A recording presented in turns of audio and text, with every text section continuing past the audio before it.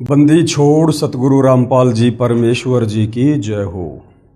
परमपिता परमात्मा सारी सृष्टि के रचनहार कुल मालिक असंख्य ब्रह्मांडों के स्वामी जगत गुरु तीनों लोकों में प्रवेश करके सबका धारण पोषण करने वाले राजाधिराज आत्माधार नाथों के नाथ देवों के देव महादेव सर्वेश्वर महेश्वर मृत्युंजय अजरो अमर आदि अनादि सनातनी प्रभु जगत पिता जगदीश्वर श्री श्री 1008 की उपाधि के वास्तविक अधिकारी अकाल मूर्त शब्द स्वरूपी राम वासुदेव सर्वगतम ब्रह्म परम पूज्य प्रथम पूज्य परम संत परम पुरुष परम धनी परम दयालु सत्य कबीर हक्का कबीर अल्लाहु कबीर अल्लाहु अकबर बाखबर अल्लाह ताला जगत के तारणहार जगत के मुक्तिदाता जगत के जगन्नाथ हारे के सहारे हिंदुओं के राम मुसलमानों के अल्लाह सिखों के वाहेगुरु ईसाइयों के मसीह दया के सागर दयानिधि करुणा के सागर करुणानिधि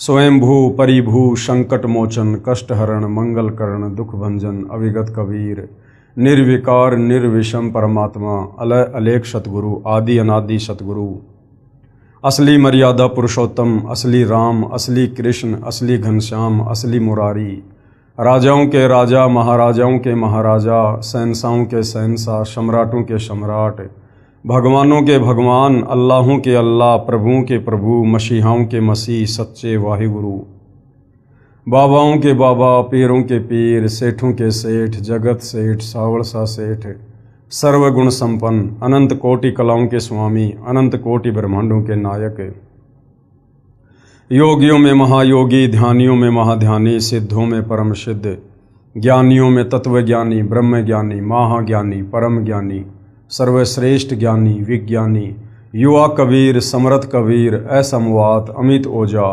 सच्चे रहनुमा करीम अल्लाह सुभान अल्लाह दुनिया के अंतिम पैगंबर 8 सितंबर 1951 से गांव धनाना जिला सोनीपत हरियाणा भारतवर्ष की पावन भूमि पे प्रकट रियल कल की भगवान श्री नारायण साकार हरि श्री बाबा साहिब नूर अनंत परमात्मा सच्चे दरवे सच्चे बाखबर संत श्रोमणी सतगुरु रामपाल जी परमेश्वर जी के चरण कमल में आप और हम सभी भाई बहनों का अनंत कोटि दंडवत प्रणाम। सत्साई भाई और बहनों, बहुत बड़ी दया बहुत बड़ी मेहर पूज्य गुरुदेव भगवान की परमेश्वर रामपाल जी की, जिनके शुभ आशीर्वाद से विशेष आशीर्वाद से उन्हीं के कर कमलों द्वारा लिखित पवित्र पुस्तक ज्ञान गंगा के ऊपर वीडियो बनाने की श्रृंखला जारी है।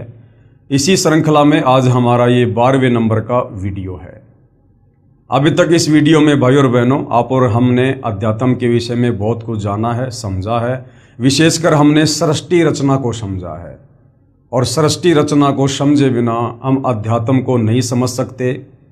चाहे आप कितनी भाषाओं के ज्ञाता हैं, चाहे आप संस्कृत के प्रकांड ज्ञाता हैं, चाहे चारों वेद आपको याद हैं, चाहे गीता जी आपकी उंगलियों पर है, यदि आपको तत्व ज्ञान नहीं है, यदि आप तत्वदर्शी संत की शरण में नहीं हैं, यदि आपको सृष्टि रचना का मौखिक ज्ञान नहीं है, तो आप कभी भी इतने विद्वान होने के बावजूद भी धार्मिक सदग्रंथों को नहीं समझ सकते कि ये धार्मिक सदग्रंथ कोड वर्ड में संकेतों में भक्ति और भगवान के विषय में आखिर हमें क्या समझाना चाहते हैं। तो सृष्टि रचना का ज्ञान होना अति आवश्यक है और ये कंप्लीट सृष्टि रचना इस पवित्र पुस्तक ज्ञान गंगा में सर्व धर्मों के सर्व पवित्र शास्त्रों से प्रमाणित ज्ञान को निकाल कर डालकर बनाई गई है। इस पवित्र पुस्तक ज्ञान गंगा को पढ़ने के बाद भक्ति और भगवान को लेकर किसी भी प्रकार की कोई भी शंका मन में नहीं रह जाती है। इस पवित्र पुस्तक ज्ञान गंगा के अंदर सतगुरु रामपाल जी ने जो अमृत ज्ञान डाला है, उस ज्ञान में किसी भी धर्म का कोई भी धर्म गुरु सुई की नोक रखने जितनी भी कमी निकालने में सक्षम नहीं है। हाँ, अपनी नादानी और अहंकारवश चाहे पूरी पुस्तक को रिजेक्ट कर दीजिएगा, उसमें कोई दिक्कत नहीं है, परंतु तथ्यों के आधार पर आप इस पुस्तक में किसी प्रकार की कोई भी कमी निकालने में सक्षम नहीं है। तो भाई और बहनों, सृष्टि रचना में हमने बहुत कुछ सुना, बहुत कुछ पढ़ा कि किस प्रकार सर्वप्रथम एक अनामी लोक था। उस अनामी लोक में सत्य पुरुष जिनका वास्तविक नाम कबीर देव है, वो स्वयं ही विराजमान थे और उनके एक रोमकूप की रोशनी शंखों सूर्य, शंखों चंद्रमा मिला दो, इससे भी कहीं ज़्यादा। उसके बाद उसी कबीर परमात्मा ने अपने मन में विचार किया, उनको एक ख्याल आया कि मैं नीचे 3 अविनाशी लोकों की रचना और करूं। तो कबीर परमेश्वर ने अनामी लोक, जिसको अकय लोक भी कहते हैं, अनामे लोक भी कहते हैं, उससे नीचे सृष्टि रचना करते हुए 3 अजर अविनाशी लोकों की रचना की। सर्वप्रथम अगम लोक की, उसके बाद अलख लोक की, उसके बाद सतलोक की। अगम लोक में विराजमान होने के कारण वह कबीर परमात्मा अगम पुरुष कहलाए। अलख लोक में विराजमान होने के कारण वही कबीर परमात्मा अलख पुरुष कहलाए और नीचे के सतलोक में विराजमान होने के कारण वही कबीर परमात्मा सत्य पुरुष कहलाए। उसके बाद कबीर परमेश्वर जी ने अपने एक वचन से सतलोक में सर्वप्रथम सृष्टि रचना करते हुए 16 द्वीपों की रचना की। उसके बाद अपने 16 वचनों से अपने 16 पुत्रों की रचना की और अपने प्रत्येक पुत्र को एक एक द्वीप में रहने का आदेश दिया। उसके बाद कबीर परमेश्वर जी ने अपने 12वें नंबर के पुत्र अचिंत से कहा कि बेटा अब आप आगे सतलोक में सृष्टि की रचना करो, और कबीर परमेश्वर ने उसे शब्द शक्ति दी, वचन शक्ति दी। अचिंत ने सृष्टि रचना में सहयोग के लिए एक आत्मा उत्पन्न की अपने वचन से, जिसका नाम अक्षर पुरुष रखा। आगे चलकर जिसको गीता अध्याय 15 श्लोक नंबर 16 में परब्रह्म की संज्ञा भी दी गई है, अक्षर पुरुष की संज्ञा भी दी गई है। अक्षर पुरुष सतलोक में बने एक मानसरोवर में जाकर सो गया। काफ़ी लंबे समय तक निंद्रा से बाहर नहीं आया। तो अचिंत ने कबीर परमेश्वर जी से याचना की कि हे पिताजी, अक्षर पुरुष मानसरोवर में जाकर सो गया है और सृष्टि रचना नहीं हो पा रही है। उसी समय कबीर परमेश्वर जी ने उस मानसरोवर के जल को हाथ में लिया, अपनी वचन शक्ति से एक अंडा बनाया। उस अंडे में अपनी वचन शक्ति से एक आत्मा प्रवेश की और अंडे को मानसरोवर के जल में छोड़ा। अंडा मानसरोवर के जल में नीचे गया। गड़गड़ाहट की आवाज़ से अक्षर पुरुष की निंद्रा भंग हुई। अक्षर पुरुष ने थोड़ा क्रोध से देखा, अंडा 2 भाग हो गया, फूट गया। उसमें से जो आत्मा निकली उसको क्षर पुरुष का नाम दिया गया। उसी को ज्योति निरंजन कहते हैं और आगे चलकर वही काल कहलाया। उधर से परमात्मा ने आकाशवाणी की कि ज्योति निरंजन और अक्षर पुरुष तुम दोनों बाहर आओ। अक्षर पुरुष आप निंद्रा में थे, आपको जगाने के लिए ये सारा खेल खेलना पड़ा। दोनों आत्मा मानसरोवर से बाहर आती हैं और कबीर परमेश्वर जी ने कहा कि ज्योति निरंजन और अक्षर पुरुष अब तुम दोनों अपने बड़े भाई अचिंत के द्वीप में रहो। तीनों आत्मा एक द्वीप में रहने लगी। उसके बाद कबीर परमेश्वर जी ने सतलोक में अपनी वचन शक्ति से असंख्य आत्माओं की उत्पत्ति की और बहुत सारी रचना की। काफ़ी समय गुजर जाने के बाद उस ज्योति निरंजन क्षर पुरुष के मन में एक विचार आया कि हमारे बाकी सभी भाई एक एक द्वीप में स्वतंत्र रह रहे हैं और हम तीनों एक द्वीप में हैं।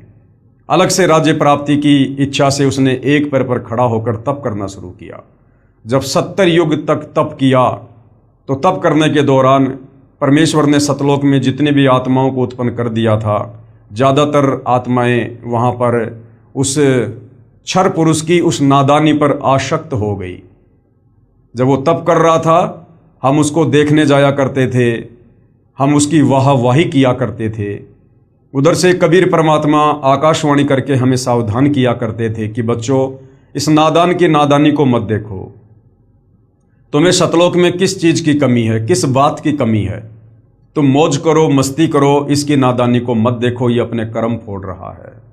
परंतु हम ऊपर से तो सावधान हो गए, लेकिन अंदर से हम उस क्षर पुरुष को, ज्योति निरंजन को, आगे चलकर जिसको काल कहा गया, हम उसको अंदर से चाहने लगे।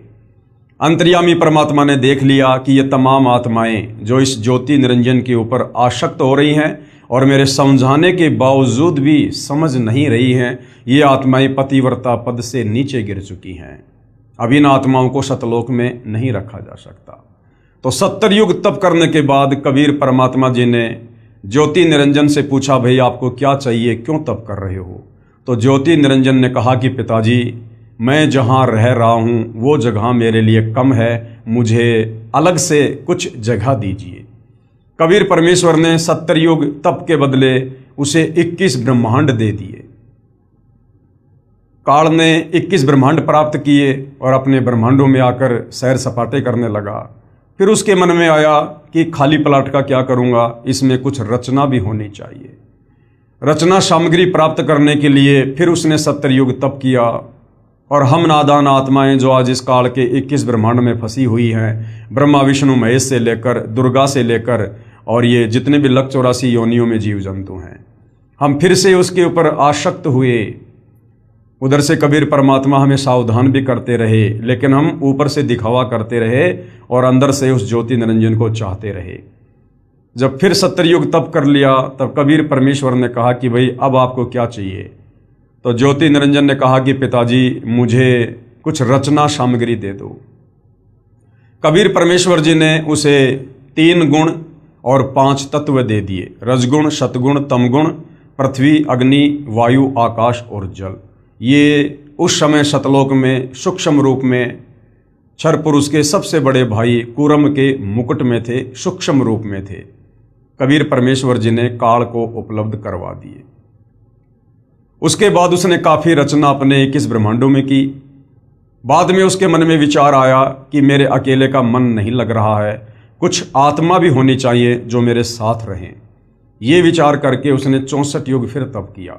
जब 64 युग तप कर लिया तो कबीर परमात्मा जी ने फिर पूछा कि भाई ज्योति निरंजन क्षर पुरुष, आपको जो जो वस्तु चाहिए थी मैंने आपको दे दी हैं, अब और आपको क्या चाहिए, आप क्यों ये हट कर रहे हो। तो उसने कहा पिताजी मेरा अकेले का मन नहीं लगता, मुझे कुछ आत्माएं दे दो। तो कबीर परमात्मा ने कहा कि देख भाई ज्योति निरंजन, ये आत्मा मेरे अंश हैं, मेरे बच्चे हैं, मेरे वचन से मेरे शरीर से उत्पन्न हैं। ये मैं तुझे किसी भी कीमत पर किसी भी जप या तप के बदले नहीं दे सकता। तुझे और कुछ चाहिए तो मांग सकता है। लेकिन ज्योति निरंजन ने कहा कि कुछ आत्माएं हैं जो मेरे साथ जाना चाहती हैं। तो परमात्मा ने कहा कि ठीक है भाई, यदि कोई अपनी इच्छा से तेरे साथ जाना चाहता है तो मैं उसको भेज सकता हूं।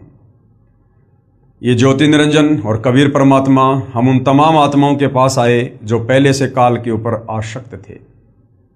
कबीर परमेश्वर जी ने कहा कि भाई कौन कौन आत्माएं हैं जो इस ज्योति निरंजन क्षर पुरुष के 21 ब्रह्मांडों में इसके साथ रहना चाहती हैं, हाथ खड़ा कीजिए। उस समय सन्नाटा छा गया, किसी की भी हिम्मत नहीं हुई। काफ़ी समय गुजर गया। कबीर परमात्मा ने क्षर पुरुष से कहा कि भाई आप तो कह रहे थे कि कुछ आत्माएं मेरे साथ जाने को तैयार हैं, यहाँ तो कोई भी हाँ नहीं भर रहा। सर्वप्रथम एक आत्मा ने हाथ खड़ा किया। देखा सभी आत्माओं ने, आज हम काल के 21 ब्रह्मांड में जो फंसे पड़े हैं, सभी ने हाथ खड़े कर दिए कि कहीं सारी लूट यही एक आत्मा ही ना लूट ले।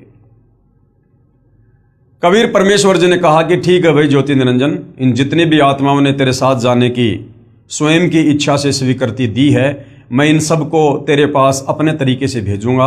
आप अपने 21 ब्रह्मांडों में जाइए। क्षर पुरुष उसी समय अपने 21 ब्रह्मांडों को चल देता है। ये 21 ब्रह्मांड उस समय सतलोक में ही एक कोने में बहुत दूर थे। सर्वप्रथम जिस हंस आत्मा ने हाथ खड़ा करके ज्योति निरंजन के साथ जाने की स्वीकृति दी थी, कबीर परमेश्वर ने उस हंस को एक सुंदर लड़की बनाया, युवा लड़की बनाया, और अपने पुत्र सहजदास से कहा कि बेटा आप इसको क्षर पुरुष के पास जाकर छोड़कर आ जाओ, और जितनी भी आत्माएं थी उन सब को मैंने इसके अंतःकरण में सूक्ष्म रूप में डाल दिया है और मैंने इसको वचन शक्ति दे दी है।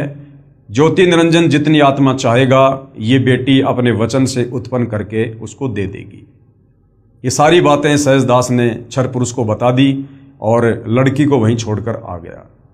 पीछे से क्षर पुरुष के मन में दोष उत्पन्न हुआ, विषय वासना उत्पन्न हुई। लड़की के युवा शरीर को देखकर, रूप रंग को देखकर लड़की उसके मन की बकवाद को भांप गई और कहा कि भाई आप ऐसा ना करो, क्योंकि क्षर पुरुष उसके साथ जबरदस्ती करने लगा। तो जो प्रथम हंस था जिसने हाथ खड़ा किया था, उसको कबीर परमात्मा जी ने आगे चलकर आदि माया, आष्ट्रा, अष्टंगी, 8 भुजा वाली, शेरा वाली, दुर्गा, प्रकृति देवी, इनकी संज्ञा दी है। तो दुर्गा ने कहा कि ज्योति निरंजन आप मेरे बड़े भाई हो, मैं आपकी छोटी बहन हूँ। आपकी उत्पत्ति सर्वप्रथम उसी कबीर परमात्मा ने अंडे से की है, उसके बाद हमारी उत्पत्ति भी अपने वचन से की है। हम रिश्ते में भाई बहन हैं और भाई बहन का ये गंदा कर्म महापाप का भागी होगा। परंतु विषय वासनाओं में आसक्त क्षर पुरुष ने उसकी एक ना सुनी और जबरदस्ती करने का प्रयास करने लगा। उसी समय इस दुर्गा ने, इस माया ने, इस प्रकृति देवी ने सूक्ष्म रूप बनाया और ज्योति निरंजन के मुख के माध्यम से उसके पेट में जा बैठी और कबीर परमेश्वर अपने पिताजी से याचना की कि हे पिताजी मेरी रक्षा करो। उसी समय कबीर परमात्मा अपने पुत्र के रूप में वहाँ पर प्रकट होते हैं और उस क्षर पुरुष को श्राप देते हैं कि आपने सतलोक में ऐसा गंदा कर्म करने की सोची भी कैसे, और ऐसा गंदा कर्म करने वाला फिर इस लोक में रह नहीं सकता। इसलिए हे क्षर पुरुष, हे ज्योति निरंजन, आज से तुम्हारा नाम काल होगा। उसी समय उसका चेहरा विकराल हो गया, ओछा माथा, लंबे दांत, काला कालोटा चेहरा, विकराल चेहरा। और कबीर परमात्मा ने कहा कि आज के बाद तू 1,00,000 मानव शरीरधारी आत्माओं के सूक्ष्म शरीर से निकली वासना का आहार किया करेगा, ये तेरा भोजन होगा। और तुझे सतलोक से 16 शंख कोश की दूरी पर निष्कासित किया जाता है, तेरे 21 ब्रह्मांडों सहित। उसी समय क्षर पुरुष के 21 ब्रह्मांड वहाँ से विमान की तरह चल पड़े। रास्ते में सहजदास जी का लोक पड़ता है। काल ने सोचा कि मैं यहाँ पर अपने विमान रोकने की प्रार्थना करता हूँ। सहजदास ने कहा कि भाई पहले मैं पिताजी से आज्ञा लूँगा, उनकी आज्ञा के बिना मैं कुछ नहीं कर सकता। सहजदास ने कबीर परमेश्वर जी से आज्ञा लेनी चाहिए, तो कबीर परमात्मा जी ने साफ साफ मना कर दिया कि उसको यहाँ बिल्कुल भी नहीं रोकना है, तुरंत उसको यहाँ से बाहर करो। सहजदास ने हाथ जोड़ लिए कि भाई कबीर परमात्मा बहुत नाराज हैं और आप यहाँ से तुरंत चले जाओ। काल का 21 ब्रह्मांड, काल, दुर्गा और हम सभी आत्माओं सहित सतलोक से 16 संकोश की दूरी पर आकर यहाँ स्थिर हो गया, उनकी वचन शक्ति से, उनकी शब्द शक्ति से, वैज्ञानिक जिसको गुरुत्वाकर्षण का नाम देते हैं। उसके बाद इस काल ने दुर्गा से कहा कि अब मैं अपनी मनमानी करूंगा, मनमर्जी करूंगा, अब मेरा कौन क्या बिगाड़ लेगा। मेरे साथ में जितना बुरा होना था हो चुका है, मुझे देश निकाला दे दिया गया है। दुर्गा ने फिर उसे समझाने की कोशिश की कि भाई मत करो ऐसा गंदा कर्म, मेरे पास वचन शक्ति है, आप जितने जीव कहोगे मैं उत्पन्न कर दूंगी। ये नई परंपरा मैथुन क्रिया शुरू मत करो, जीव बहुत परेशान हो जाएंगे। लेकिन कामदेव के वशीभूत होकर और काल ने उसकी एक ना सुनी और अपने नाखूनों से दुर्गा को पहले ही उसने सतलोक में स्त्री इंद्री बना दी थी, परंतु वहाँ दुष्कर्म नहीं कर पाया था। यहाँ उसने दुर्गा के साथ पति पत्नी व्यवहार किया और 3 पुत्रों की रचना की, ब्रह्मा विष्णु महेश की। तीनों को एक एक गुण से युक्त कर दिया। ब्रह्मा जी को रजोगुण से युक्त करके कमल के फूल पर अचेत अवस्था में लेटा दिया। श्री विष्णु जी को शतोगुण से युक्त करके शेषनाग की सैया पर लेटा दिया। श्री शंकर जी को तमोगुण से युक्त करके कैलाश पर्वत पर बैठा दिया। समय आने पर दुर्गा के माध्यम से तीनों को सचेत करवा दिया और काल ने दुर्गा को आकाशवाणी की कि दुर्गा अब तू इनको समुद्र मंथन पर ले जा और सबसे पहले 4 वेद निकलेंगे, चारों वेद आप ब्रह्मा जी को दे देना। ऐसा ही हुआ, चारों वेद ब्रह्मा जी को दे दिए गए। ब्रह्मा जी ने चारों वेदों को पढ़ा तो पता चला कि कोई और ब्रह्म है, कोई और परमात्मा है जो सहशरीर है, तेजोमय शरीर है, जिसने सर्व सृष्टि को रचा है।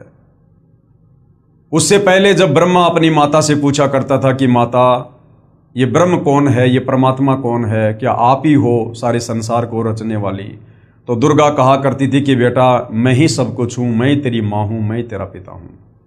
लेकिन जब ब्रह्मा जी ने वेद पढ़े तो पता चला कि ब्रह्म तो कोई और है।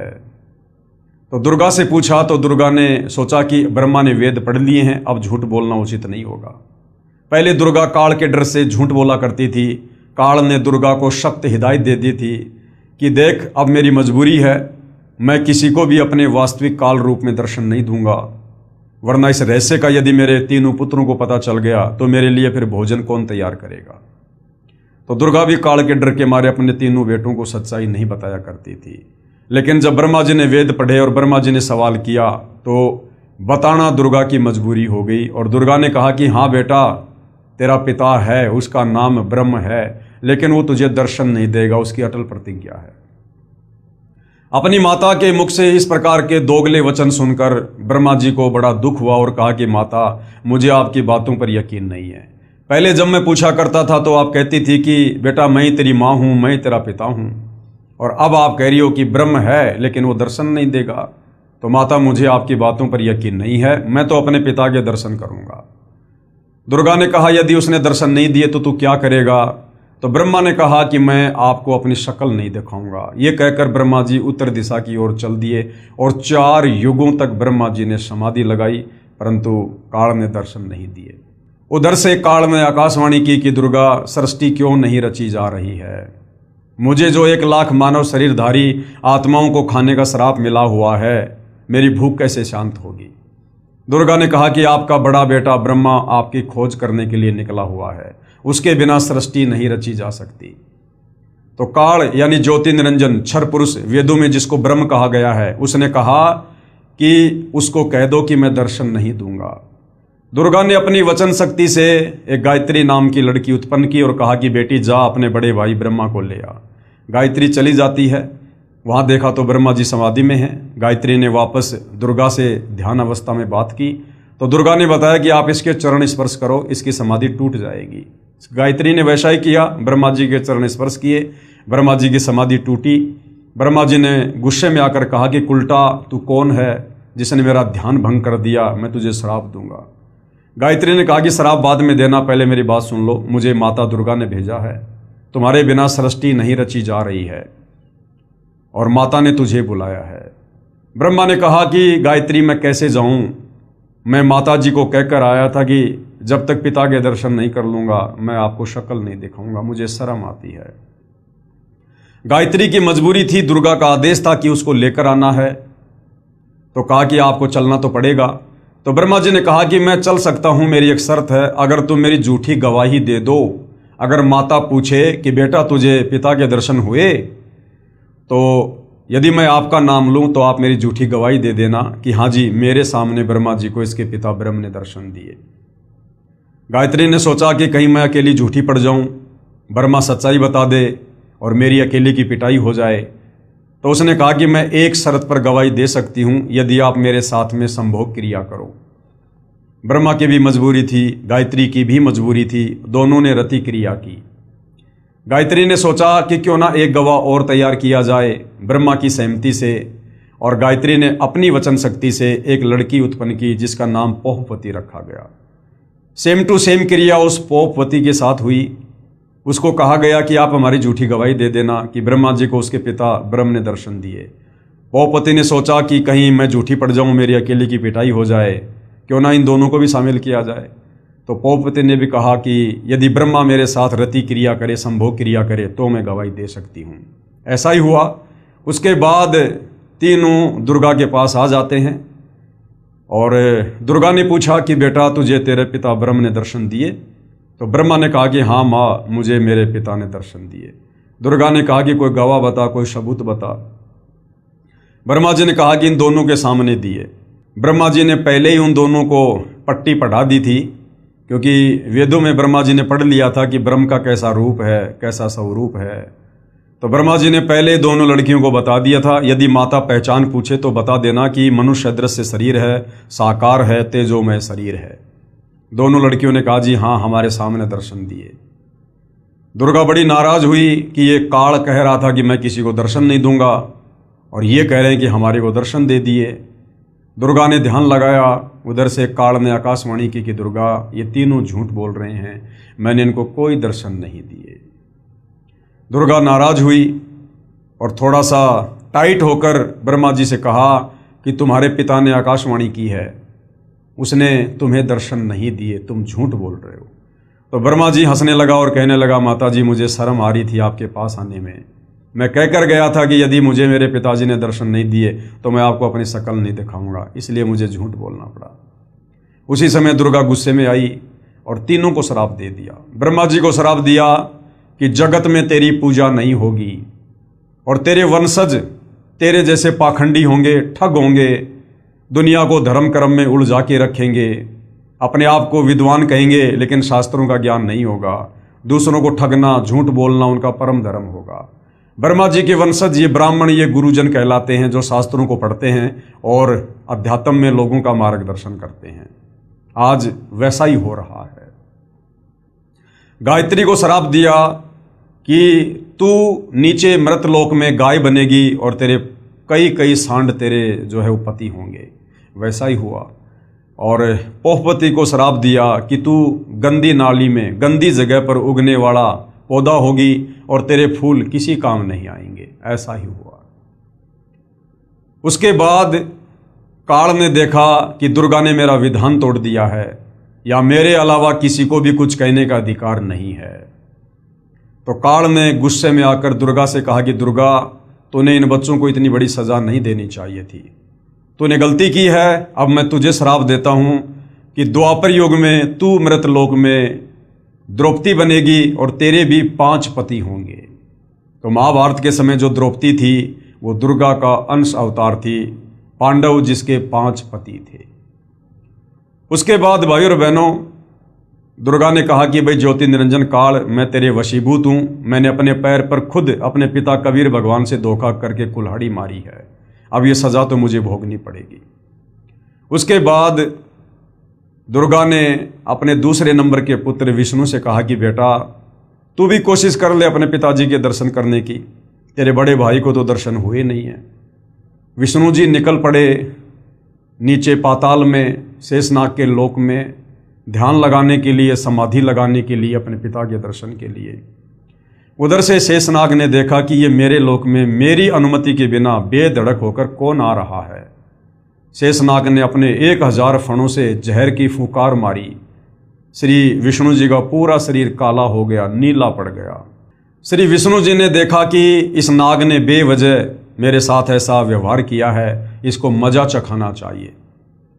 उसी समय काल ने आकाशवाणी की कि बेटा विष्णु, इसका बदला मैं तुझे द्वापर युग में दूंगा। तू श्री कृष्ण रूप में जाएगा और ये शेष नाग उस समय जो है काली देव में ये कालिया नाग होगा। उस समय तू अपना बदला लेना। विष्णु जी वापस आ गए और काल ने कहा कि अपनी माता जी को जाकर सच सच बता देना, वरना तेरा भी वही हाल होगा जो तेरे बड़े भाई ब्रह्मा का हुआ।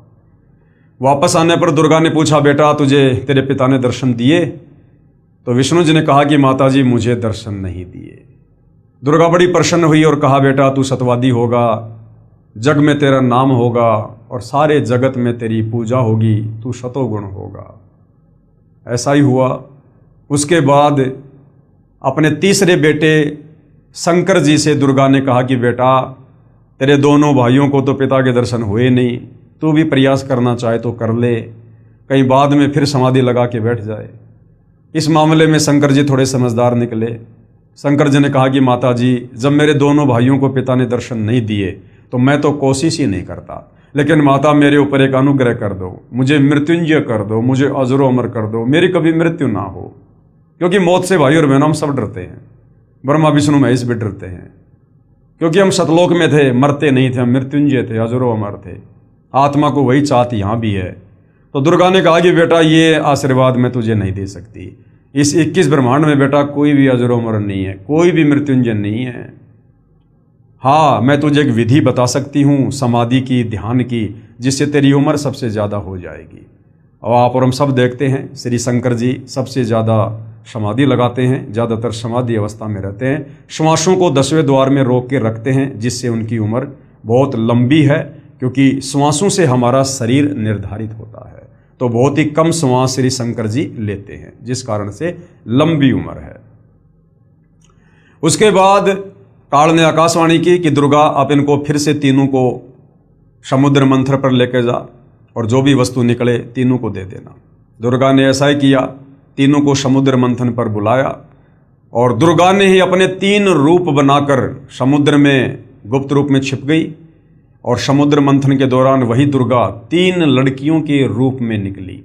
सबसे पहले जो लड़की बनी उसका नाम सावित्री रख दिया गया और उसकी ब्रह्मा जी के साथ में शादी कर दी गई और कहा बेटा जाओ अपने लोक में और अपना घर बसाओ।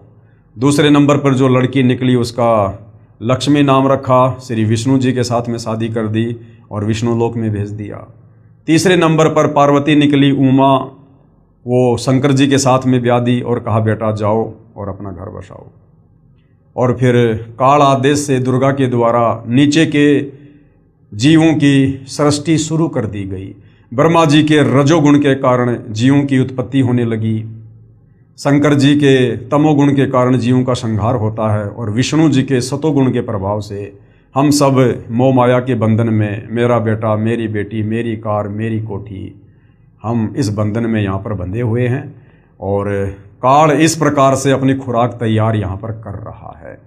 ब्रह्मा जी के माध्यम से प्रतिदिन 1.25 लाख जीवों की उत्पत्ति करवाता है, और शंकर जी के तमोगुण के प्रभाव से 1 लाख की प्रतिदिन मृत्यु करवाकर अपना भोजन इकट्ठा करता है, भोजन खाता है तपतशिला पर भून भून कर।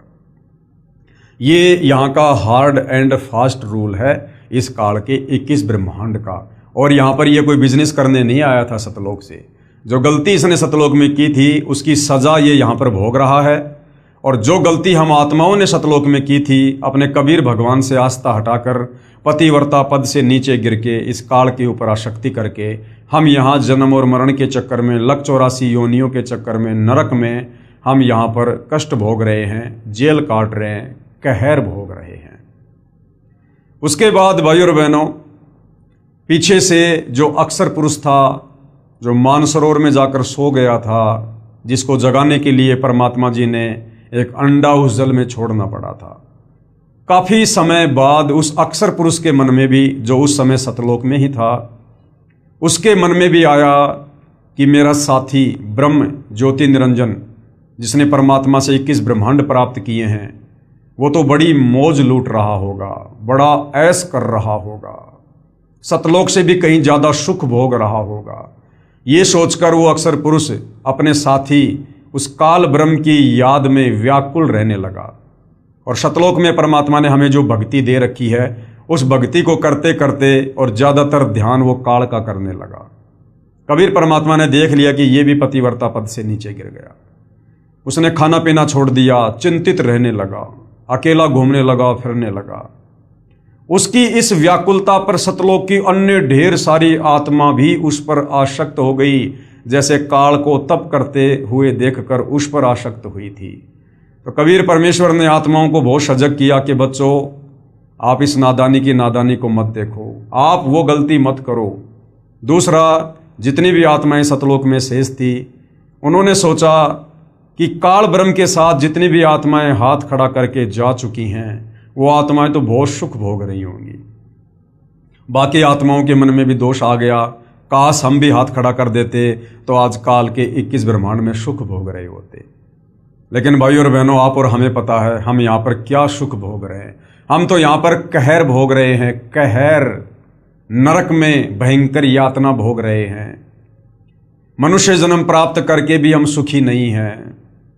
जन्म और मरण का, बुढ़ापे का भयंकर कष्ट भोग रहे हैं। लक 84 योनियों में कभी गंदी नाली के कीड़े बनते हैं, कभी मच्छर बनते हैं, कभी सिंह भेड़िया सांप बनते हैं, कभी गधा कुत्ता सूअर बनते हैं।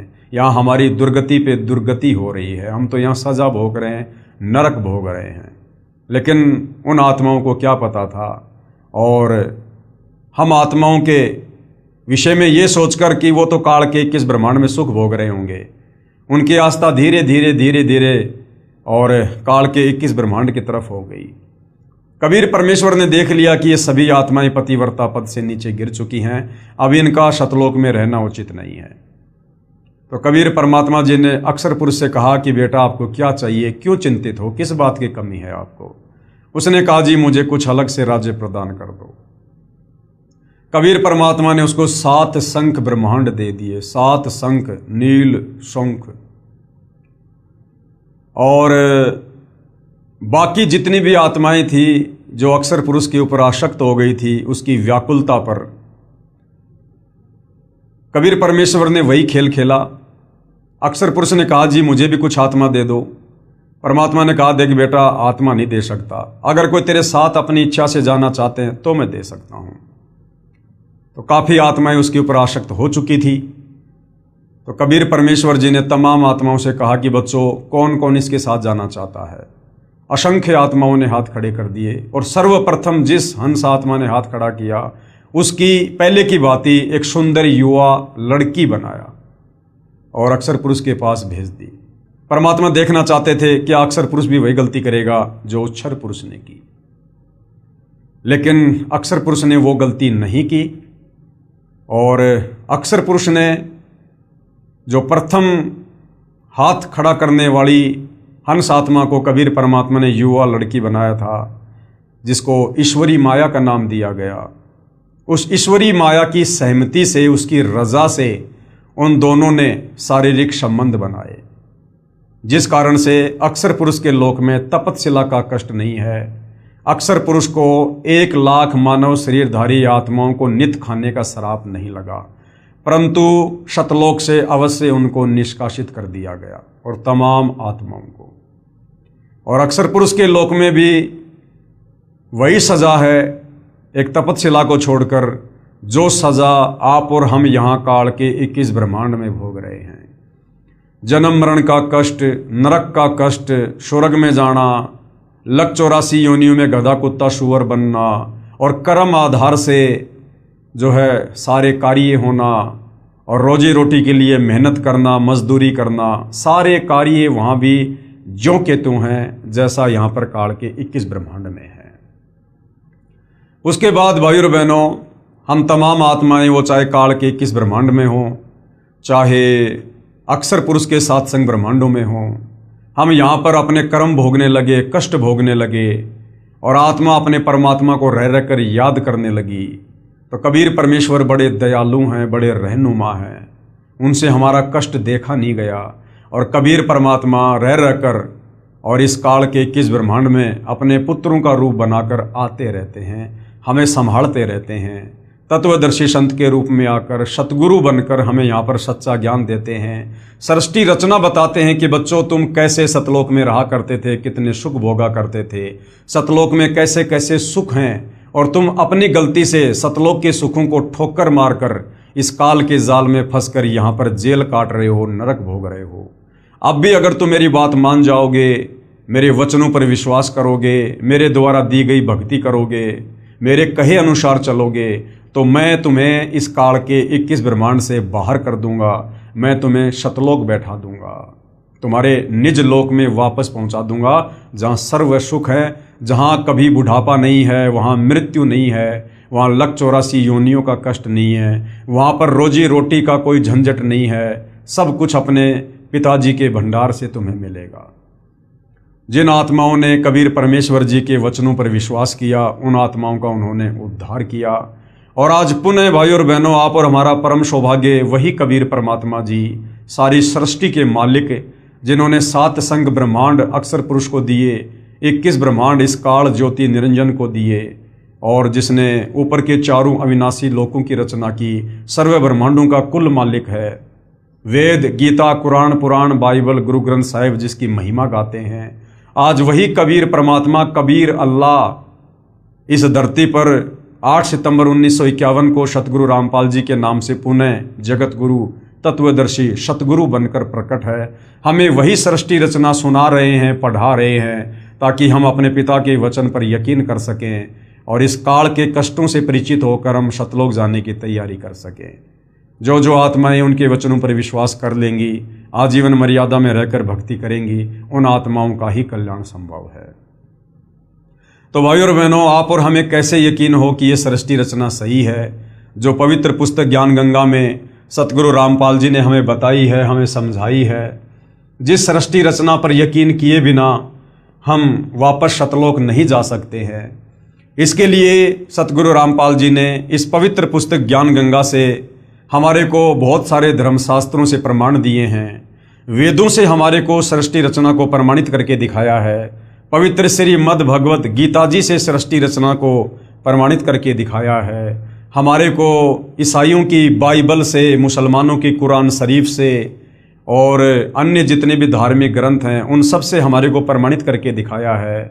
बहुत सारे महापुरुष जिनको कबीर परमात्मा रह रहकर सतलोक से चलकर गति करके धरती पर प्रकट होकर जिनको जिंदा महात्मा के रूप में मिलते हैं, ये परमात्मा चारों युगों में आते हैं। सतयुग में सतसुकृत नाम से आए, त्रेता में मुनिंद्र नाम से आए, द्वापर में करुणा में ऋषि के नाम से आए, आज से 650 साल पहले कलयुग के प्रथम चरण में कबीर नाम से आए।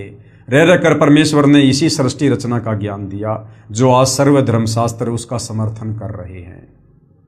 तो भाइयों और बहनों, आदरणीय गरीबदास जी, धर्मदास जी, मलुकदास जी, नानक जी, गीसादास जी, बहुत सारे महापुरुष हैं जिनको कबीर परमात्मा सीधे सतलोक से चलकर पृथ्वी पर आकर मिले, उनको सृष्टि रचना समझाई, उनको नाम दीक्षा दी और उनकी आत्मा को शरीर से निकालकर सर्व ब्रह्मांडों की सैल करवाई, उनको सतलोक दिखाया और सर्व बातों से परिचित करवाया कि बच्चों तुम यहाँ रहा करते थे, सर्व प्राणी यहाँ रहा करते थे, तुम अपनी गलती के कारण आज वहाँ पर मृतलोक में काल के किस ब्रह्मांडों में कष्ट भोग रहे हो।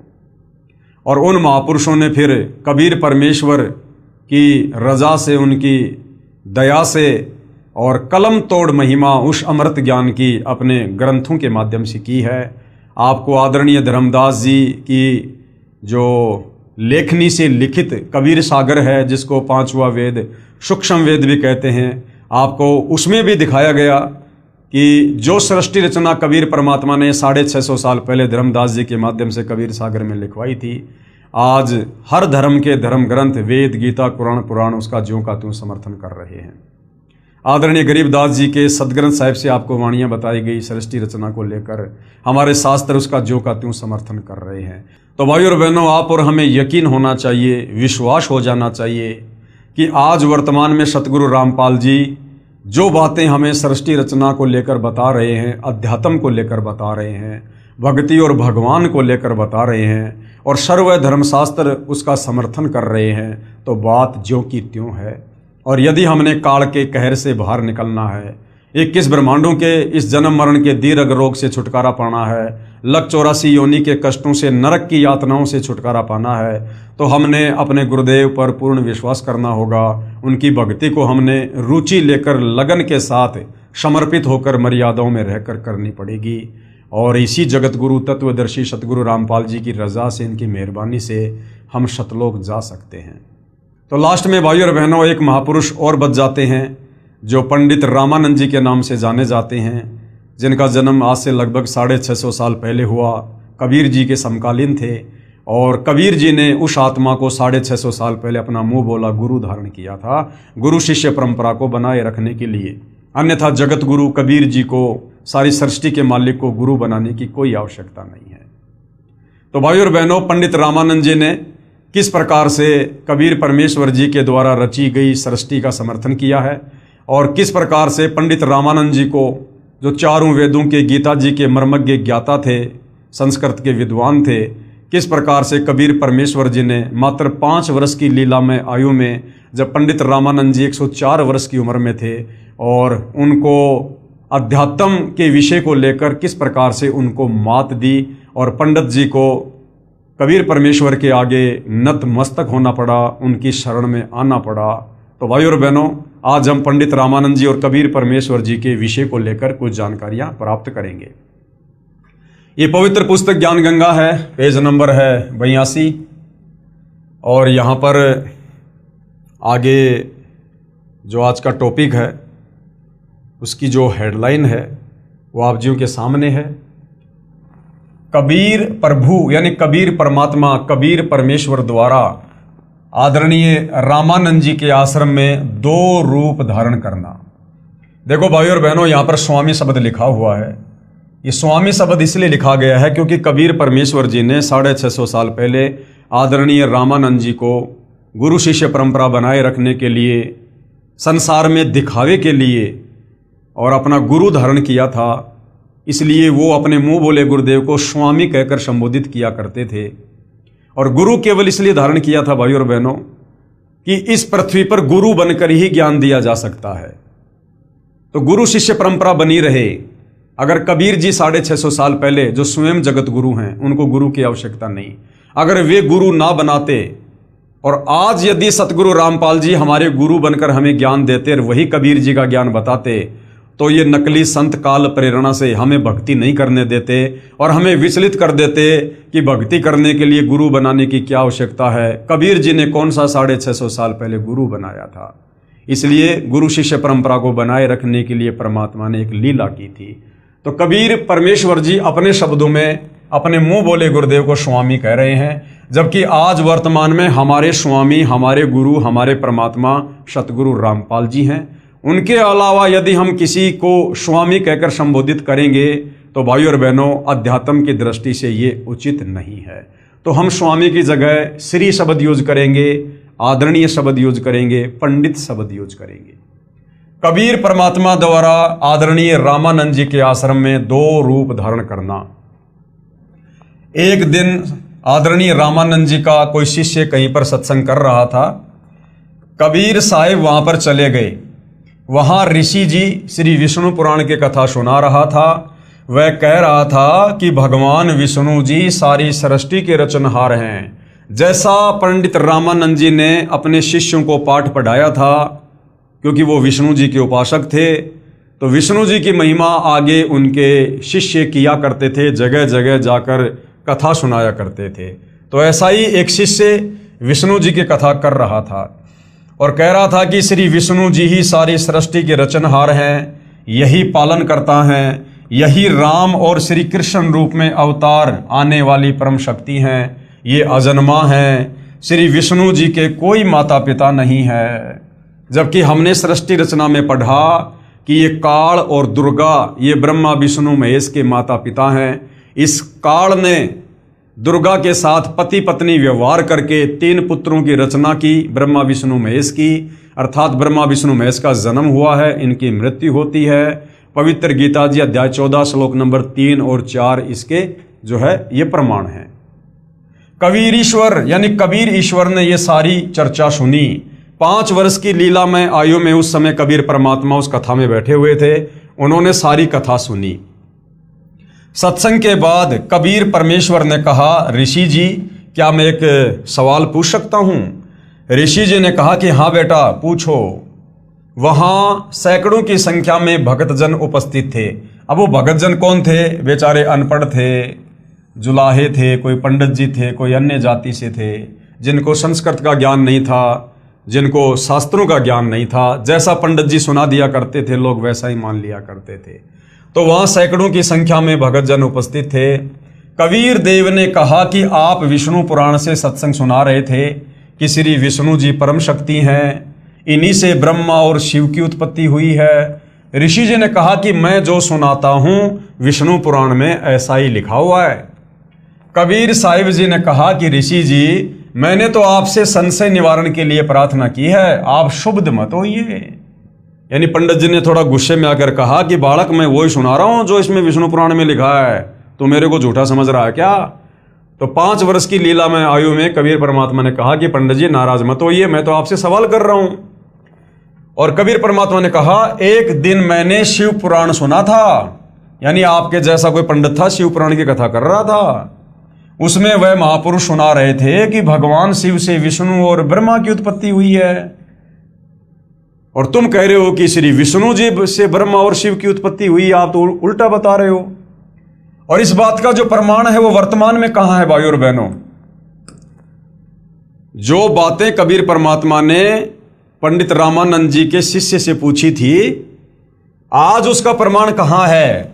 उसका प्रमाण श्री पवित्र शिव पुराण रुद्र संहिता अध्याय 6 तथा 7 में और गीता प्रेस गोरखपुर से प्रकाशित वो पुस्तक जो आज हम सभी के हाथों में है। देवी भागवत के 3रे स्कंद में लिखा है कि देवी यानी दुर्गा, देवी कौन? दुर्गा प्रकृति देवी। इन तीनों कौन? ब्रह्मा विष्णु शिव की मां है। और ये तीनों नाशवान हैं, ब्रह्मा विष्णु महेश तीनों नाशवान हैं, इनका जन्म और मृत्यु होती है, अविनाशी नहीं है, अर्थात ये अजरो अमर नहीं है। ऋषि जी निरुत्तर हो गए। अब जब ऋषि जी ने खोलकर देखा वो अध्याय सारा सब कुछ, तो ऋषि जी निरुत्तर हो गए, उनके पास कोई जवाब नहीं था। लेकिन भाइयों और बहनों, मान बढ़ाई ऐसा रोग है, आदमी जल्द से अपने हथियार डालता नहीं है। क्रोधित होकर बोला तू कौन है, किसका पुत्र है? कबीर साहिब से पहले ही दूसरे भगतजन कहने लगे कि ये तो नीरू जुलाहे का पुत्र है। स्वामी रामानंद जी का शिष्य कहने लगा कि तूने गले में कंठी कैसे डाल रखी है? वैष्णव साधु तुलसी की एक मणिये की माला गले में डालते हैं, उससे यह प्रमाणित होता है कि इन्होंने वैष्णव परंपरा से उपदेश ले रखा है। और उस समय वो कंठी माला केवल काशी में ब्राह्मण लोग ही धारण किया करते थे, क्योंकि पंडित रामानंद जी ब्राह्मणों के अलावा किसी को उपदेश नहीं दिया करते थे। और कबीर परमात्मा के गले में वो कंठी माला देखकर वो पंडित जी नाराज हो गया और बोला, तेरे गले में कंठी माला क्यों भाई, तेरा गुरुदेव कौन है? कबीर साहब ने कहा कि मेरे गुरुदेव वही हैं जो आपके गुरुदेव हैं। वह ऋषि बहुत क्रोधित हो गया और बोला कि रे नादान, तू अछूत जुलाहे का बच्चा और मेरे गुरुदेव को अपना गुरुदेव बताता है, यानी तू पंडित रामानंद जी को अपना गुरु बता रहा है। मेरे गुरुदेव का पता है ना कौन है? श्री श्री 1008 पंडित रामानंद जी आचार्य। अब ये श्री श्री 1008 का मतलब क्या होता है भाई और बहनों? क्योंकि वर्तमान में हम भाई बहन भी अपने पूज्य गुरुदेव सतगुरु रामपाल जी के नाम से पहले इस उपाधि का प्रयोग करते हैं कि श्री श्री 1008 की उपाधि के वास्तविक अधिकारी। तो भाई और बहनों, वर्तमान में इस पूरे विश्व में यदि कोई महापुरुष श्री श्री 1008 की उपाधि के वास्तविक अधिकारी हैं तो जगत गुरु तत्वदर्शी सतगुरु रामपाल जी हैं। बाकी तो सारे के सारे नकली हैं, नकली चारों शंकराचार्यों से लेकर महामंडलेश्वरों तक। क्योंकि हिंदू दर्शन में श्री श्री 1008 की उपाधि उसको दी जाती है, उस महापुरुष को दी जाती है जो वास्तव में उस ब्रह्म से परिचित होता है, जो ब्रह्म ज्ञान से परिचित होता है, जो सर्व धर्म शास्त्रों से, वेदों से, गीता जी से भली भांति परिचित होता है। उस महापुरुष को श्री श्री 1008 की उपाधि से नवाजा जाता है। तो हालांकि सतगुरु रामपाल जी तो स्वयं कबीर भगवान है, कबीर परमात्मा है, परंतु वर्तमान में वे जिस प्रकार की भूमिका एक महात्मा की, एक महापुरुष की, तत्वदर्शी संत की कर रहे हैं, उस आधार से इस पृथ्वी पर वर्तमान में सतगुरु रामपाल जी के अलावा किसी भी धर्म का कोई भी आचार्य, शंकराचार्य, संत, महंत, मंडलेश्वर इस 1008 की उपाधि को धारण करने के योग्य नहीं है। मेरे गुरुदेव का पता ना कौन है? श्री श्री 1008 पंडित रामानंद जी। क्योंकि उस समय पंडित रामानंद जी चारों वेदों के, गीता जी के 1 नंबर के विद्वान माने जाते थे। तू जुलाहे का बालक, वे तो तेरे जैसे अछूतों के दर्शन भी नहीं करते और तू कह रहा है कि मैंने उनसे नाम लिया है। देखो भाई भगत जनों, ये झूठा कपटी है। अभी गुरुदेव के पास जाऊंगा और उनसे तेरी सारी कहानी बताऊंगा। अब बाकी लोगों ने भी ये बात स्वीकार कर ली, क्योंकि बाकी सब लोगों को पता था कि पंडित रामानंद जी ब्राह्मणों के अलावा किसी को भी उपदेश नहीं देते हैं। तो छोटी जाति का बच्चा हमारे गुरुदेव की बेइज्जती करता है। कबीर अग्नि, यानी वेदों में कबीर परमात्मा का नाम है कबीर अग्नि। कबीर परमेश्वर बोले कि ठीक है, गुरुदेव जी को बताओ भाई। उस ऋषि ने जाकर श्री रामानंद जी को बताया कि गुरुदेव, एक जुलाहे जाति का लड़का है और उसने तो हमारी नाक काट दी, यानी सच्ची बात कह दी। वो कहता है कि पंडित रामानंद जी मेरे गुरुदेव हैं। हे भगवान, हमारा तो बाहर निकलना दूभर हो गया। पंडित रामानंद जी बोले कि कल सुबह उसको बुला कर लाओ, कल देखना तुम्हारे सामने मैं उसको कितना दंड दूंगा। अब आगे कबीर परमेश्वर जी क्या लीला करते हैं, अब उसके विषय में लिखा है। पंडित रामानंद जी के मन की बात जानना। अगले दिन सुबह सुबह कबीर परमेश्वर को 10 नादान व्यक्तियों ने पकड़कर और श्री रामानंद जी के सामने पेश कर दिया। रामानंद जी ने ये दिखाने के लिए कि मैं कभी छोटी जाति वालों के दर्शन भी नहीं करता। ये झूठ बोल रहा था कि इसने मेरे से दीक्षा ली है। आगे पर्दा लगा दिया। रामानंद जी ने पर्दे के पीछे से पूछा कि तू कौन है और तेरी क्या जाति है, तेरा कौन सा पंथ है, अर्थात किस परमात्मा की तू पूजा करता है।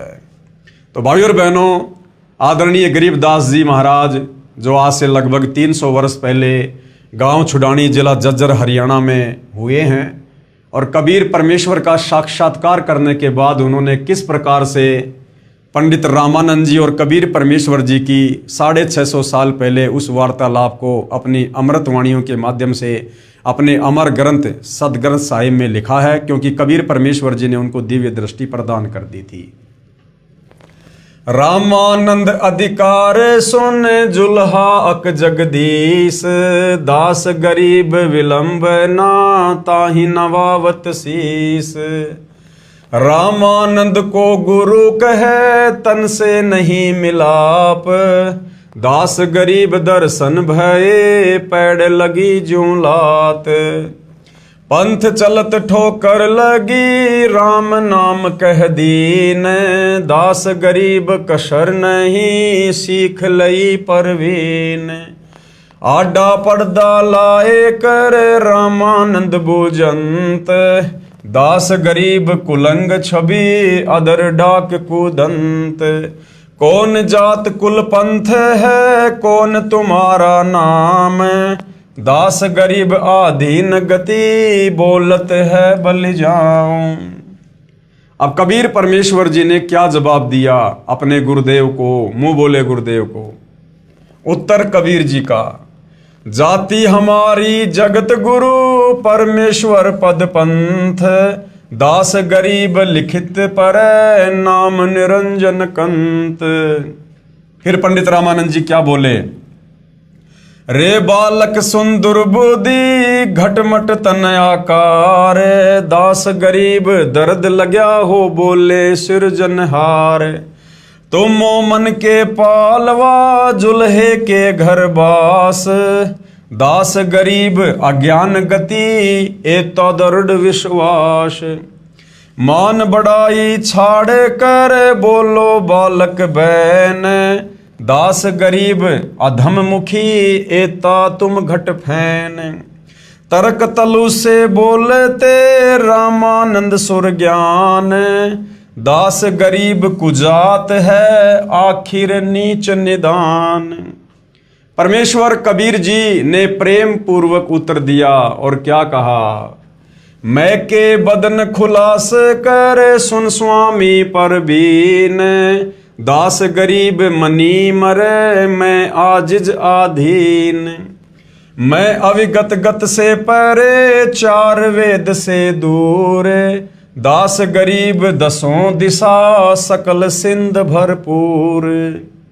सकल सिंध भरपूर हूँ खालिक हमरा नाम, दास गरीब अजाति हूँ तैजु कहा बलि जाऊं। जाति पाति मेरे नहीं नहीं बस्ती नहीं गाम, दास गरीब अनीन गति नहीं हमारे नाम।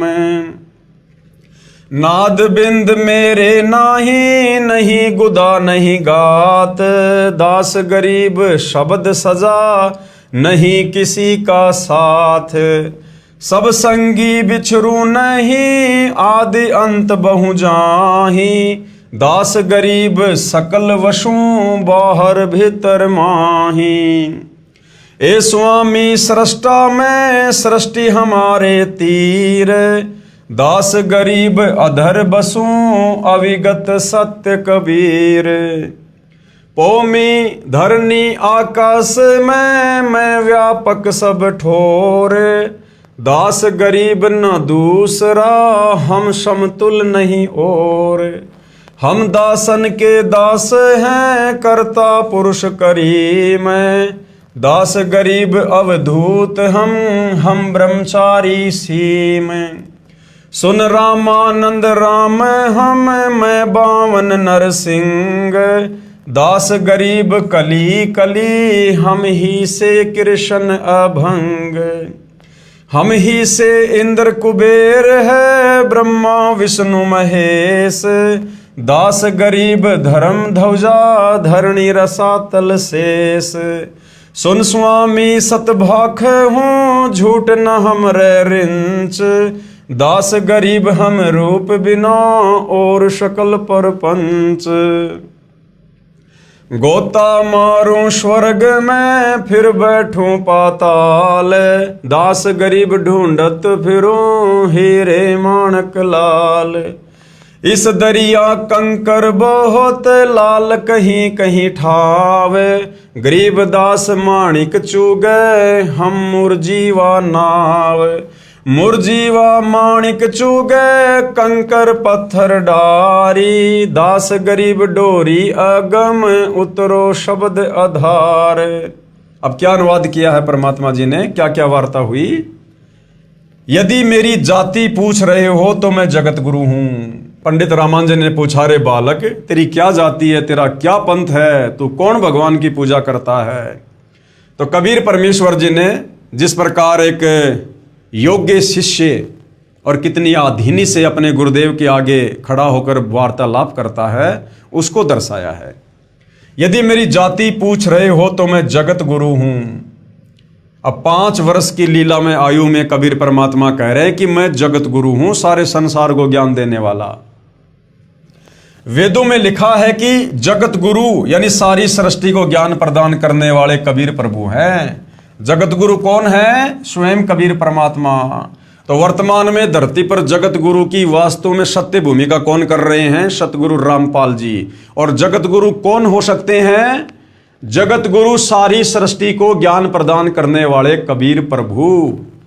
और परमात्मा ने कहा कि मेरा पंथ क्या है, किस परमेश्वर का मैं मार्गदर्शन करता हूं। इसके उत्तर में कबीर जी ने कहा, मेरा परमेश्वर पंथ है। मेरा पंथ क्या है? परमेश्वर, यानी पूर्ण ब्रह्म की जानकारी मैं उपलब्ध करवाता हूं। ईश, ईश्वर और परमेश्वर।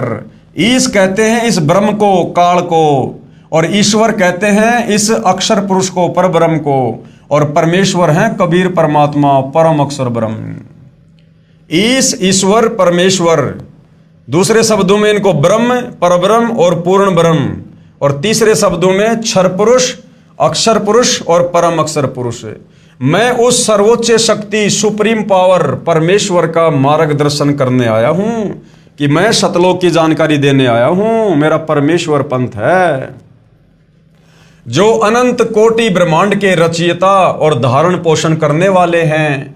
वेदों में जिसको कबीर देव, कबीर अग्नि आदि नामों से संबोधित किया है।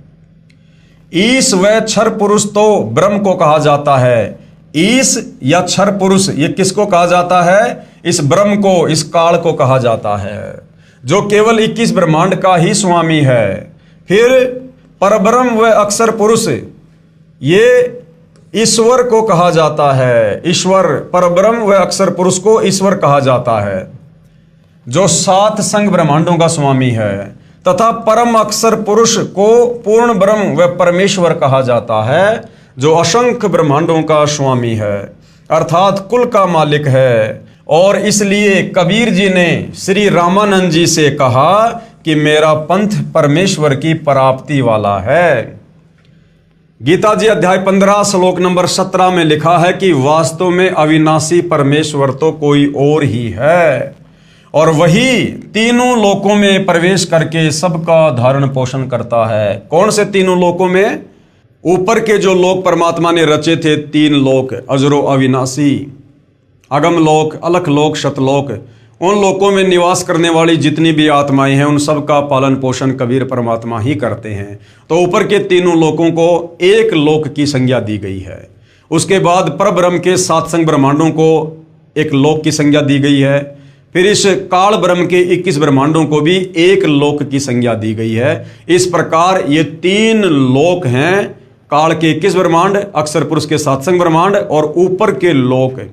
तो इन सभी लोकों में प्रवेश करके सबका पालन पोषण, सबका धारण पोषण वो कबीर परमात्मा ही करता है, और वही अविनाशी परमात्मा परमेश्वर इस नाम से जाना जाता है। वह परमेश्वर मैं ही हूं। अब पंडित रामानंद जी को कहा परमात्मा ने कि पंडित जी वो परमात्मा मैं ही हूं, जो तीनों लोकों में प्रवेश करके सबका धारण पोषण करता है। इस बात को सुनकर पंडित रामानंद जी बहुत क्षुब्ध हो गए, नाराज हो गए कि ये 5 साल का धानक का लड़का और अपने आप को ये परमेश्वर कह रहा है। तथा कहा कि रे निकम्मे, तू छोटी जाति का और छोटा मुंह बड़ी बात है, तू अपने आप को भगवान कह रहा है, तू भगवान बन बैठा। बुरी गालियां भी दी। कबीर साहिब बोले, हे गुरुदेव आप मेरे गुरुजी हैं, आप मुझे गाली दे रहे हो तो भी मुझे आनंद आ रहा है। गुरु हमेशा शब्द की चोट मारता है, शब्द की चोट। क्योंकि कबीर परमात्मा जी लीला लीला में पंडित रामानंद जी को अपना गुरु धारण कर चुके थे, लेकिन पंडित रामानंद जी इस बात से बेखबर थे। इसलिए कबीर परमात्मा जी एक आधीन शिष्य बनकर कहने लगे कि हे गुरुदेव, आप मेरे गुरु हैं, आप मुझे गालियां दे रहे हो तो भी मुझे आनंद ही आ रहा है, लेकिन मैं जो आपको कह रहा हूं, मैं ज्यों का त्यों पूर्ण ब्रह्म ही हूं, इसमें कोई संशय नहीं है। इस बात को सुनकर रामानंद जी ने कहा कि ठहर जा, तेरी तो लंबी कहानी बनेगी, तू ऐसे नहीं मानेगा, मैं पहले अपनी पूजा कर लेता हूं। रामानंद जी ने कहा कि इसको बैठाओ, मैं पहले अपनी कुछ क्रिया रहती है वो कर लेता हूं, बाद में इससे निपटूंगा। अब पंडित रामानंद जी क्या क्रिया करते थे? भगवान विष्णु जी की एक काल्पनिक मूर्ति बनाते थे, अपने मन में काल्पनिक मूर्ति बनाते थे, मानसिक पूजा करते थे। वैसे मूर्ति पूजा नहीं करते थे, वो सामने मूर्ति या फोटो रखकर सामने मूर्ति दिखाई देने लग जाती थी, मन में सोचते थे। जैसे कर्मकांड करते हैं, भगवान की मूर्ति के पहले वाले सारे कपड़े उतार कर उसको जल से स्नान करवा कर फिर स्वच्छ कपड़े भगवान ठाकुर को पहनाकर गले में माला डालकर तिलक लगाकर मुकुट रख देते हैं। रामानंद जी कल्पना कर रहे थे, कल्पना करके भगवान की काल्पनिक मूर्ति बनाई, श्रद्धा से जैसे नंगे पैरों जाकर आप ही गंगा जल लाए हों, ऐसी अपनी भावना बनाकर ठाकुर जी की मूर्ति के कपड़े उतारे, फिर स्नान करवाया तथा नए वस्त्र पहना दिए, तिलक लगा दिया, मुकुट रख दिया और माला यानी कंठी डालनी भूल गए।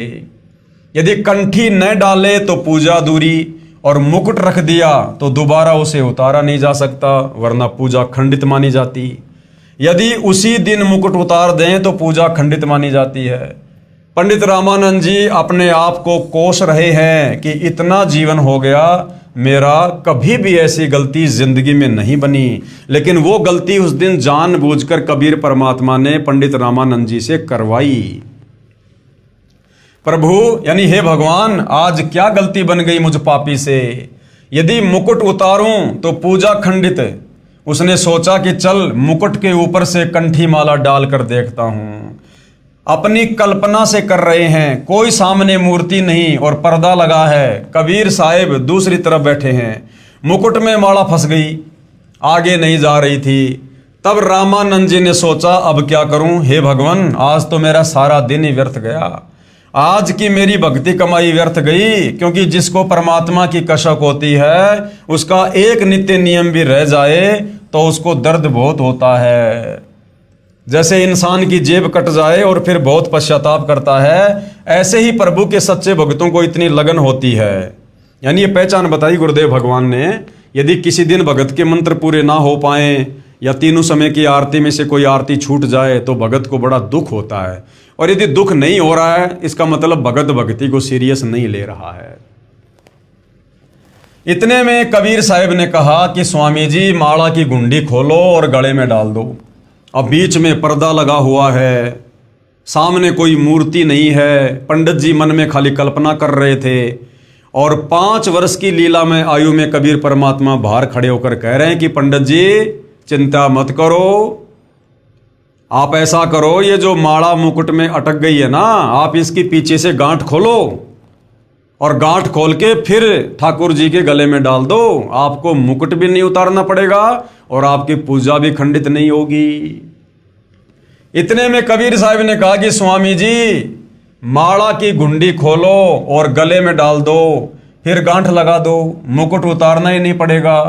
अब रामानंद जी काहे के मुकुट उतारे था, काहे की गांठ खोले था। कुटिया के सामने लगा पर्दा भी पंडित रामानंद जी ने अपने हाथ से फेंक दिया और सारे ब्राह्मण समाज के सामने उस कबीर परमेश्वर को सीने से लगा लिया, ये सोचकर कि भाई ये तो भगवान है, भगवान नहीं तो भगवान का कोई विशेष कोई कृपा पात्र है, कोई देव पुरुष है जिसने मेरी मन की बात को जान लिया। रामानंद जी ने कहा कि हे भगवान, आपका तो इतना कोमल शरीर है। जैसे ही रामानंद जी ने कबीर परमेश्वर जी को बाहों में लिया तो कबीर परमात्मा जी का रूई जैसा कोमल शरीर, क्योंकि परमेश्वर का शरीर पंचतत्व से बना नहीं होता है, जैसे रूई हो, और मेरा तो पत्थर जैसा शरीर है। एक तरफ तो भगवान खड़े हैं और एक तरफ जाति और धर्म की दीवार है। प्रभु चाहने वाली पुण्यात्माएं धर्म की बनावटी दीवार को तोड़ना उत्तम समझती हैं। वैसा ही पंडित रामानंद जी ने किया। सामने पूर्ण परमात्मा को पाकर न जाति देखी, न धर्म देखा, न छुआछात, केवल आत्म कल्याण देखा। इसको वास्तव में ब्राह्मण कहते हैं, पंडित कहते हैं, ज्ञानी कहते हैं।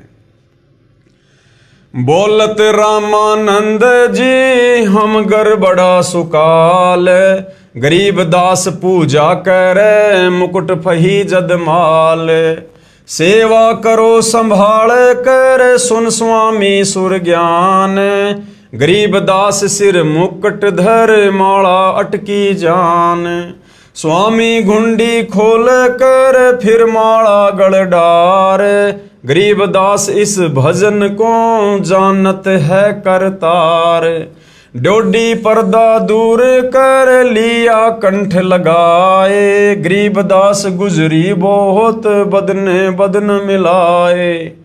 गरीबदास जी कह रहे हैं जिस समय पंडित रामानंद जी ने कबीर परमात्मा को जो दानक के घर में जुलाई की भूमिका कर रहे थे, उस समय छुआछात अपने चरम पर थी। पंडित लोग इन जुलाहों को छुआ भी नहीं करते थे और अपने सर्व शिष्यों के सामने और हजारों की संख्या में लोगों के सामने जब पंडित रामानंद जी ने कबीर परमात्मा को सीने से लगाया, अपनी बाहों में भर लिया, तो उस समय उनके ऊपर बीत तो बहुत बुरी रही थी कि समाज क्या कहेगा कि पंडित रामानंद जी जो अछूतों को छुआ भी नहीं करते थे और आज इस दानक के बेटे को अपनी बाहों में भर रहे हैं, ये समाज क्या कहेगा, मेरे शिष्य क्या कहेंगे। लेकिन परमात्मा कहते हैं जिसको भगवान चाहिए वो धर्म और जातियों की जंजीरों को तोड़ डालता है। पंडित रामानंद जी ने कहा, हे कबीर प्रभु आपने झूठ क्यों बोला? कबीर साहिब बोले कि कैसा झूठ स्वामी जी? पंडित रामानंद जी ने कहा कि आप कह रहे थे कि आपने मेरे से नाम ले रखा है, आपने मेरे से उपदेश कब लिया? कबीर साहिब बोले एक समय आप नहाने के लिए पंचगंगा घाट पर गए थे, मैं वहां लेटा हुआ था, आपके पैरों की खड़ाऊ मेरे सिर में लगी थी, तो आपने कहा था कि बेटा राम राम बोलो। रामानंद जी बोले हाँ अब कुछ याद आया, परंतु वह तो बहुत छोटा बच्चा था, क्योंकि उस समय 5 वर्ष की आयु के बच्चे बहुत बड़े हो जाया करते थे तथा 5 वर्ष के बच्चे के शरीर तथा 2.5 वर्ष के बच्चे के शरीर में दुगुना अंतर हो जाता है। यानी वो जो लीला परमात्मा ने की थी वो 2.5 वर्ष के बालक की उम्र में की थी। तो पंडित रामानंद जी कह रहे हैं कि भाई आप तो 5 वर्ष के हो और वो बच्चा तो 2.5 साल का था। कबीर साहब कहने लगे स्वामी जी देखो मैं ऐसा था, पंडित रामानंद जी के सामने भी खड़े हैं और एक 2.5 वर्षीय बच्चे का दूसरा रूप बनाकर किसी भगत की वहां पर खटिया बिछी थी उसके ऊपर विराजमान हो गए। 2 रूप बना लिए कबीर परमात्मा ने। 2.5 साल के बच्चे के रूप में किसी सेवक की चारपाई के ऊपर लेट गए और 5 साल की उम्र में पंडित रामानंद जी के सामने खड़े हैं और कह रहे हैं कि पंडित जी देखो मैं वैसा था। अब रामानंद जी ने 6 बार तो उधर देखा और 6 बार इधर देखा, फिर आंखें मलमल कर देखा कि कहीं तेरी आंखें धोखा तो नहीं खा रही हैं। इस प्रकार देख ही रहे थे कि इतने में कबीर साहिब का छोटे वाला रूप उठा और कबीर साहिब के बड़े 5 वर्ष वाले स्वरूप में समा गया। 5 वर्ष वाले स्वरूप में कबीर साहिब अकेले रह गए। मन की पूजा तुम लखी मुकुट माल परवेश, गरीब दास गति कौन लखे कौन वर्ण क्या भेष। ये तो तुम शिक्षा दई मान लई मन मोर, गरीब दास कोमल पुरुष हमरा बदन कठोर। तब रामानंद जी बोले कि मेरा संशय मिट गया। हे परमेश्वर आपको कैसे पहचान सकते हैं, आप किस जाति में तथा वेशभूषा में खड़े हो। हम नादान प्राणी आपके साथ वाद विवाद करके दोषी हो गए, क्षमा करना पूर्ण परमेश्वर कबीर देव, मैं आपका अनजान बच्चा हूं। अब आगे और क्या लीला हुई भाइयों और बहनों। पंडित रामानंद जी को सतलोक के दर्शन करवाना। कबीर परमात्मा ने पंडित रामानंद जी को सतलोक दिखाया, सतलोक के दर्शन करवाए ताकि उनको यकीन हो। सुन बच्चा मैं स्वर्ग की कैसे छोड़ूं रीति, गरीब दास गुदरी लगी जन्म जात है बीती। जब कबीर परमात्मा समझाने लगे कि पंडित जी ये विष्णु जी की भक्ति जन्म और मरण के अंतर्गत है, पूर्ण मुक्ति नहीं है, तो पंडित जी कहने लगे कि बच्चा, क्योंकि उस समय तक पूर्ण ज्ञान उनको नहीं था, ना सतलोक के दर्शन किए थे, तो कहने लगे कि कबीर जी मैंने तो पूरी जिंदगी विष्णु जी की भक्ति में गुजार दी, अब मेरा क्या बनेगा? आप कह रहे हो कि वहाँ की भक्ति पूर्ण नहीं है, विष्णु जी की भक्ति से मुक्ति नहीं है, फिर संसार में आना पड़ेगा, जन्म लेना पड़ेगा, फिर बुढ़ापे का कष्ट, फिर मरण का कष्ट, फिर लक 84। तो मेरी तो पूरी जिंदगी बीत गई विष्णु की भक्ति करते करते, अब मेरा क्या होगा? चार मुक्ति बैकुंठ में जिनकी मोरे चाहा, गरीबदास घर अगम की कैसे पाऊं था। हेम रूप जहाँ धरणी है रत्न जड़े बो शोभ, गरीबदास बैकुंठ को तन मन हमरा लोभ। यानी स्वर्ग लोक की महिमा विष्णु जी बताने लगे कबीर जी को। शंख चक्र गदा पद्म है मोहन मदन मुरारी, गरीबदास मुरली बज सुरग लोक दरबारी। दूधों की नदियां बह गए श्वेत वृक्ष शुभान, गरीबदास मंदल मुक्ति सुरगापुर स्थान। रतन जड़ाऊ मनुष्य हैं गण गंधर्व शब देव, गरीबदास उस धाम की कैसे छाड़ू सेव। ऋग यजु श्याम अथर्वण गावे चारों वेद, गरीबदास घर अगम की कैसे जानो भेद। चार मुक्ति चितवन लगी कैसे बचूं ताही, गरीबदास गुप्तार गति हमको द्यो समझाए। स्वर्ग लोक बैकुंठ है यहाँ से पर ना और, गरीबदास सठ शास्त्र चार वेद की दौर। चार वेद गावे तिसे सुर नर मुनि मिलाप, गरीबदास धुरपोर जिस मिट गए तीनों ताप। प्रहलाद गए जिस लोक को सुरगापुरी समूल, गरीबदास हरि भक्ति की मैं वंचित हूँ धूल। यानी विष्णु लोक की महिमा बता रहे हैं पंडित जी तत्व ज्ञान के अभाव में कबीर परमात्मा को, कि जहाँ दुरु गए, जहाँ प्रहलाद गए, जिनकी महिमा चारों वेद गा रहे हैं, जिस विष्णु के लोक में दूधों की नदियाँ बहती है, जहाँ पर रत्न जड़ाऊ मनुष्य हैं, गण गंधर्व हैं, वहाँ की धरती श्वेत है। बिंद्रावन गए तिस लोक को सुरगापुरी समूल, गरीबदास उस मुक्ति को कैसे जाऊं भूल। नारद ब्रह्मा तिसरट गावे शेष महेश, गरीबदास बैकुंठ से और परे को देश। 688 जिस जपे और 33 सेव, गरीबदास जहाँ से परे और कौन है देव। यानी विष्णु से बढ़कर और कौन देवता है, विष्णु लोक से बढ़कर और कौन सा धाम है। ऐसी ऐसी बातें पंडित रामानंद जी कबीर परमात्मा को बता रहे हैं, जो उन्होंने चारों वेदों को पढ़कर, गीता जी को पढ़कर जैसा उन्होंने समझा। सुन स्वामी निज मूल गति कहीं समझाऊं तो ही, गरीबदास भगवान को राख्या जगत समोही। तीन लोक के जीव सब विषयवास भरमाए, गरीबदास हमको जप तिसको धाम दिखाए। जो देखेगा धाम को सो जानत है मूज, गरीबदास तो से कहूँ सुन गायत्री गूंज। कृष्ण विष्णु भगवान को जड़ाए हैं जीव, गरीबदास त्रिलोक में काल कर्म सिर सीव। सुन स्वामी तो से कहूँ अगम दीप की सैल, कि स्वामी मैं तुझे शतलोक की बातें बताता हूँ।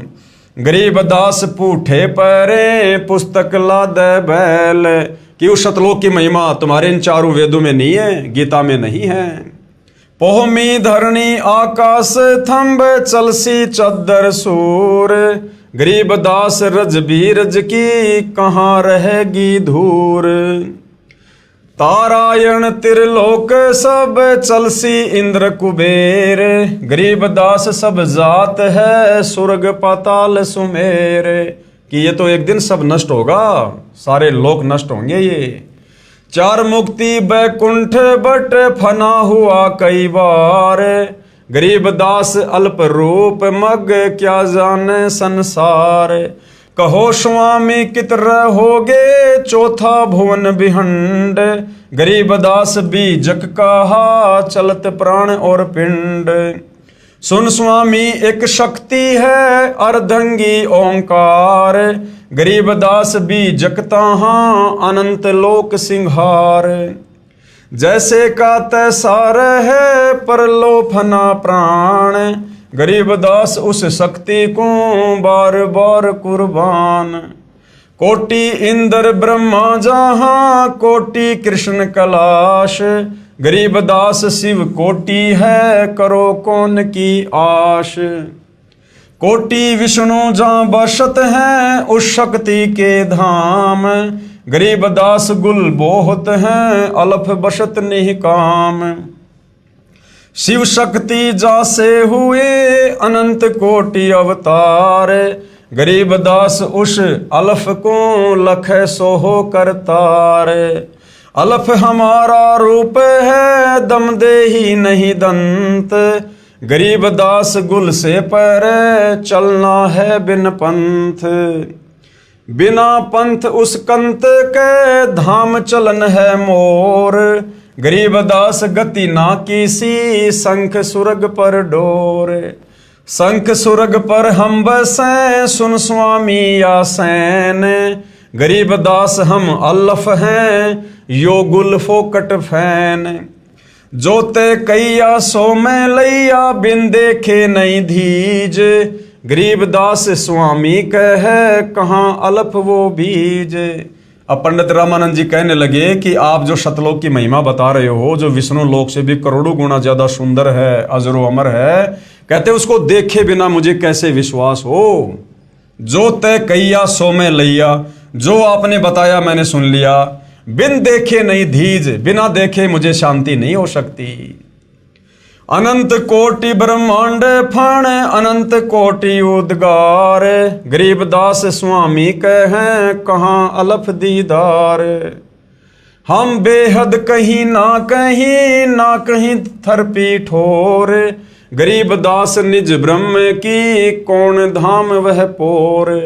चल स्वामी सर पर चले गंग तीर सुन ज्ञान, गरीब दास बैकुंठ बट कोटि कोटि घट ध्यान। तहाँ कोटि बैकुंठ है नक सरवर संगीत, गरीब दास स्वामी सुने जात अनंत जुग बीत। प्राण पिंडपुर में धसो गए रामानंद कोटि, गरीब दास सर सूरग में रहो शब्द की ओट। ता वहाँ चित चक्रित भया देखी फजल दरबार, गरीब दास सिजदा किया हम पाए दीदार। अब शतलोक के दर्शन करके पंडित रामानंद जी के तो होश उड़ गए। तहाँ वहाँ चित चक्रित भया, दिमाग चकरा गया उनका तो शतलोक की वो महिमा देखकर, शतलोक के नज़ारे देखकर, वहाँ पर परमात्मा को बैठा हुआ देखकर, जब उन्होंने परमात्मा का वहाँ पर दीदार किया, दर्शन किए। तुम स्वामी मैं बाल बुद्धि भरम कर्म किए नाश, गरीब दास निज ब्रह्म तुम हमरे दृढ़ विश्वास। और कहा कि स्वामी तो वास्तव में आप हो, मैं तो बाल बुद्धि हूं, मेरे सारे कर्म भरम आपने नष्ट कर दिए अध्यात्म को लेकर।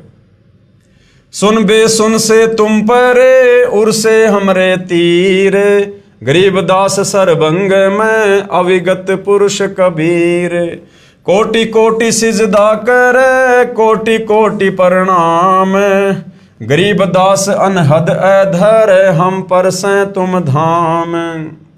सुन स्वामी एक गल मुझे तिल तारी पल तोरी, गरीब दास सर गगन में सूरज अनंत करोरी। शहर अमान अनंतपुर रिम जिम होए, गरीब दास उस नगर का मर्म न जाने कोई। सुन स्वामी कैसे लखो कह समझाऊं तो ही, गरीब दास बिन पर उड़े तन मन शीस न होए। रवनपुरी एक चक्कर है तहां धंजे बाए, गरीब दास जीते जन्म या कूले तो समाए। आसन पद्म लगाए कर भृंग नाद को खींच, गरीब दास अचवन कर देवदत्त को ऐंच। काली उनकूली ने रंग जाके दो फुन धार, गरीब दास कूरम्ब सिर तास करे उद्गार। जिसमें लाल गुलाल रंग तीनी गिर है नभ पेच, गरीब दास व नागनी को होने न देव रेच। कुंभक रेचक सब कर उन करत उद्गार, गरीब दास उस नागनी को जीते कोई खिलार। कुंभ भरे रेचक भरे फिर टूटत है पौन, गरीब दास गगन मंडल नहीं होत है रोन। आगे घाटी बंद है इंगला पिंगला दोए, गरीब दास सुषमन खूले तास मिलावा होए। जो का त्यों ही बैठे रहो तज आसन सब जोग, गरीब दास पल बीच पद सर्व शैल सब भोग। कोटि कोटि बैकुंठ है कोटि कोटि शिव शेष, गरीब दास उस धाम में ब्रह्मा कोटि नरेश। आवादान अमानपुर चली स्वामी ता चाल, गरीब दास पर लो अनंत बोहरी न झंपे काल। अमर चीर तहाँ पहरी है अमर हंस सुख धाम, गरीब दास भोजन अजर चल स्वामी निज धाम। बोलत रामानंद जी सुन कबीर करतार, गरीब दास सब रूप में तुम ही बोलनहार। तुम साहिब तुम संत हो तुम सतगुरु तुम हंस, गरीब दास तुम रूप बिन और न दूजा अंश। अब पंडित रामानंद जी क्या कह रहे हैं कि हे परमात्मा जी, अब मेरी सब समझ में आ गया सतलोक देखने के बाद। तुम साहिब परमात्मा भी तुम ही हो, और संत यानी एक भगत की भूमिका भी तुम ही करते हो जो वर्तमान में कर रहे हो, और सतगुरु भी तुम ही हो, और एक अच्छे हंस एक अच्छे भगत की भूमिका भी तुम ही करते हो। गरीब दास तुम रूप बिन और न दूजा अंश। तो भाई और बहनों, वर्तमान में जो जगत गुरु तत्वदर्शी की भूमिका इस सृष्टि में इस पृथ्वी पर जो महापुरुष निभा रहे हैं सतगुरु रामपाल जी, ये स्वयं साहिब हैं, परमात्मा हैं। मैं भगता मुक्ता भया किया कर्म कुंद नाश, गरीब दास अविगत मिले मेटी मन की बांश। दोहूं ठोर है एक तू भया एक से दोए, गरीब दास हम कारणे उतरे हैं मगजोए। गोष्ठी रामानंद से काशी नगर मंझारे, गरीब दास जिंद पीर के हम पाए दीदार। बोले रामानंद जी सुनो कबीर सुभान, गरीब दास मुक्ता भये उदरे पिंड और प्राण। अब इन वाणियों का संक्षेप में गुरुदेव भगवान ने सरलार्थ किया है। कबीर साहिब यानी कबीर देव ने स्वामी रामानंद जी से पूछा कि स्वामी जी आप क्या पूजा करते हो? तो पंडित रामानंद जी ने कहा कि मैं वेदों व गीता जी के अनुसार साधना करता हूं। कबीर साहब ने पूछा कि वेदों व गीता के आधार से साधना करके किस लोक में जाओगे? तो पंडित रामानंद जी ने कहा स्वर्ग में जाऊंगा। कबीर परमेश्वर ने पूछा स्वर्ग में क्या करोगे दाता? तो पंडित रामानंद जी ने कहा कि वहां पर बहुत प्यारे भगवान विष्णु जी हैं, उनके दर्शन किया करूंगा, और वहां पर दूधों की नदी है, वहां कोई चिंता नहीं है, कोई फिक्र नहीं है, मैं वहां आनंद से रहूंगा। कबीर परमेश्वर ने पूछा कि स्वामी जी कितने दिन रहोगे स्वर्ग में? विद्वान पुरुष थे पंडित जी, उनको ज्ञान था, 2 ही मिनट में समझ गए। स्वामी जी बोले मेरी जितनी भक्ति की कमाई होगी तब तक रहूंगा भाई। कबीर साहब ने पूछा फिर कहाँ जाओगे? रामानंद जी ने कहा ना जाने कर्म आधार पर कहाँ तथा किस योनि में जन्म होगा, यानी गधा भी बनूंगा, कुत्ता भी बनूंगा, नरक में भी जाऊंगा। कबीर साहब ने कहा ये क्या साधना, ये क्या भक्ति हुई फिर आपकी? आज आप भक्ति में जी जान लगा रहे हो और उसके बाद कह रहे हो कि मैं लक 84 में जाऊंगा, गधा कुत्ता भी बनूंगा। तो क्या साधना कर रहे हो फिर आप? कबीर साहब ने कहा कि ये क्या साधना? तो स्वामी जी आपने असंख्यों बार की है, ऐसी साधना तो आपने असंख्यों बार की है। कबीर साहब ने कहा कि ये साधना तो स्वामी जी आपने असंख्यों बार की है, इससे जीव मुक्त नहीं हो सकता। आप श्री विष्णु जी की साधना करके स्वर्गलोक में जाना चाहते हो। जो साधक ब्रह्म साधना करके, यानी विष्णु जी की साधना से ऊपर है ब्रह्म साधना, काल की साधना, ओम नाम का जो जाप होता है, जो भगत ब्रह्म साधना करके ब्रह्म लोक में जाते हैं वे भी जन्म मृत्यु के चक्कर में रहते हैं, क्योंकि एक दिन महास्वर्ग जो ब्रह्म लोक में बना है वो भी नष्ट हो जाएगा। गीता जी के 8वें अध्याय का 16वां श्लोक बताता है, पंडित रामानंद जी तो विद्वान पुरुष थे, उनको तो श्लोक उंगलियों पर याद थे। पंडित रामानंद जी ने कहा आप ठीक कहते हो, ऐसा ही लिखा है। कबीर साहिब ने कहा बताओ जी फिर कहाँ रहोगे? न आपके श्री कृष्ण मुरारी ही रहेंगे, ये ब्रह्मलोक, विष्णु लोक आदि के सर्व प्राणी तथा श्री विष्णु जी आदि तीनों देवता भी नष्ट होंगे, फिर आप कहाँ रहोगे गुरुदेव? फिर रामानंद जी विचार करने पर विवश हो गए। परमेश्वर कबीर साहिब जी ने पूछा स्वामी जी गीता जी का ज्ञान किसने बोला? पंडित रामानंद जी ने उत्तर दिया कि श्री कृष्ण जी ने।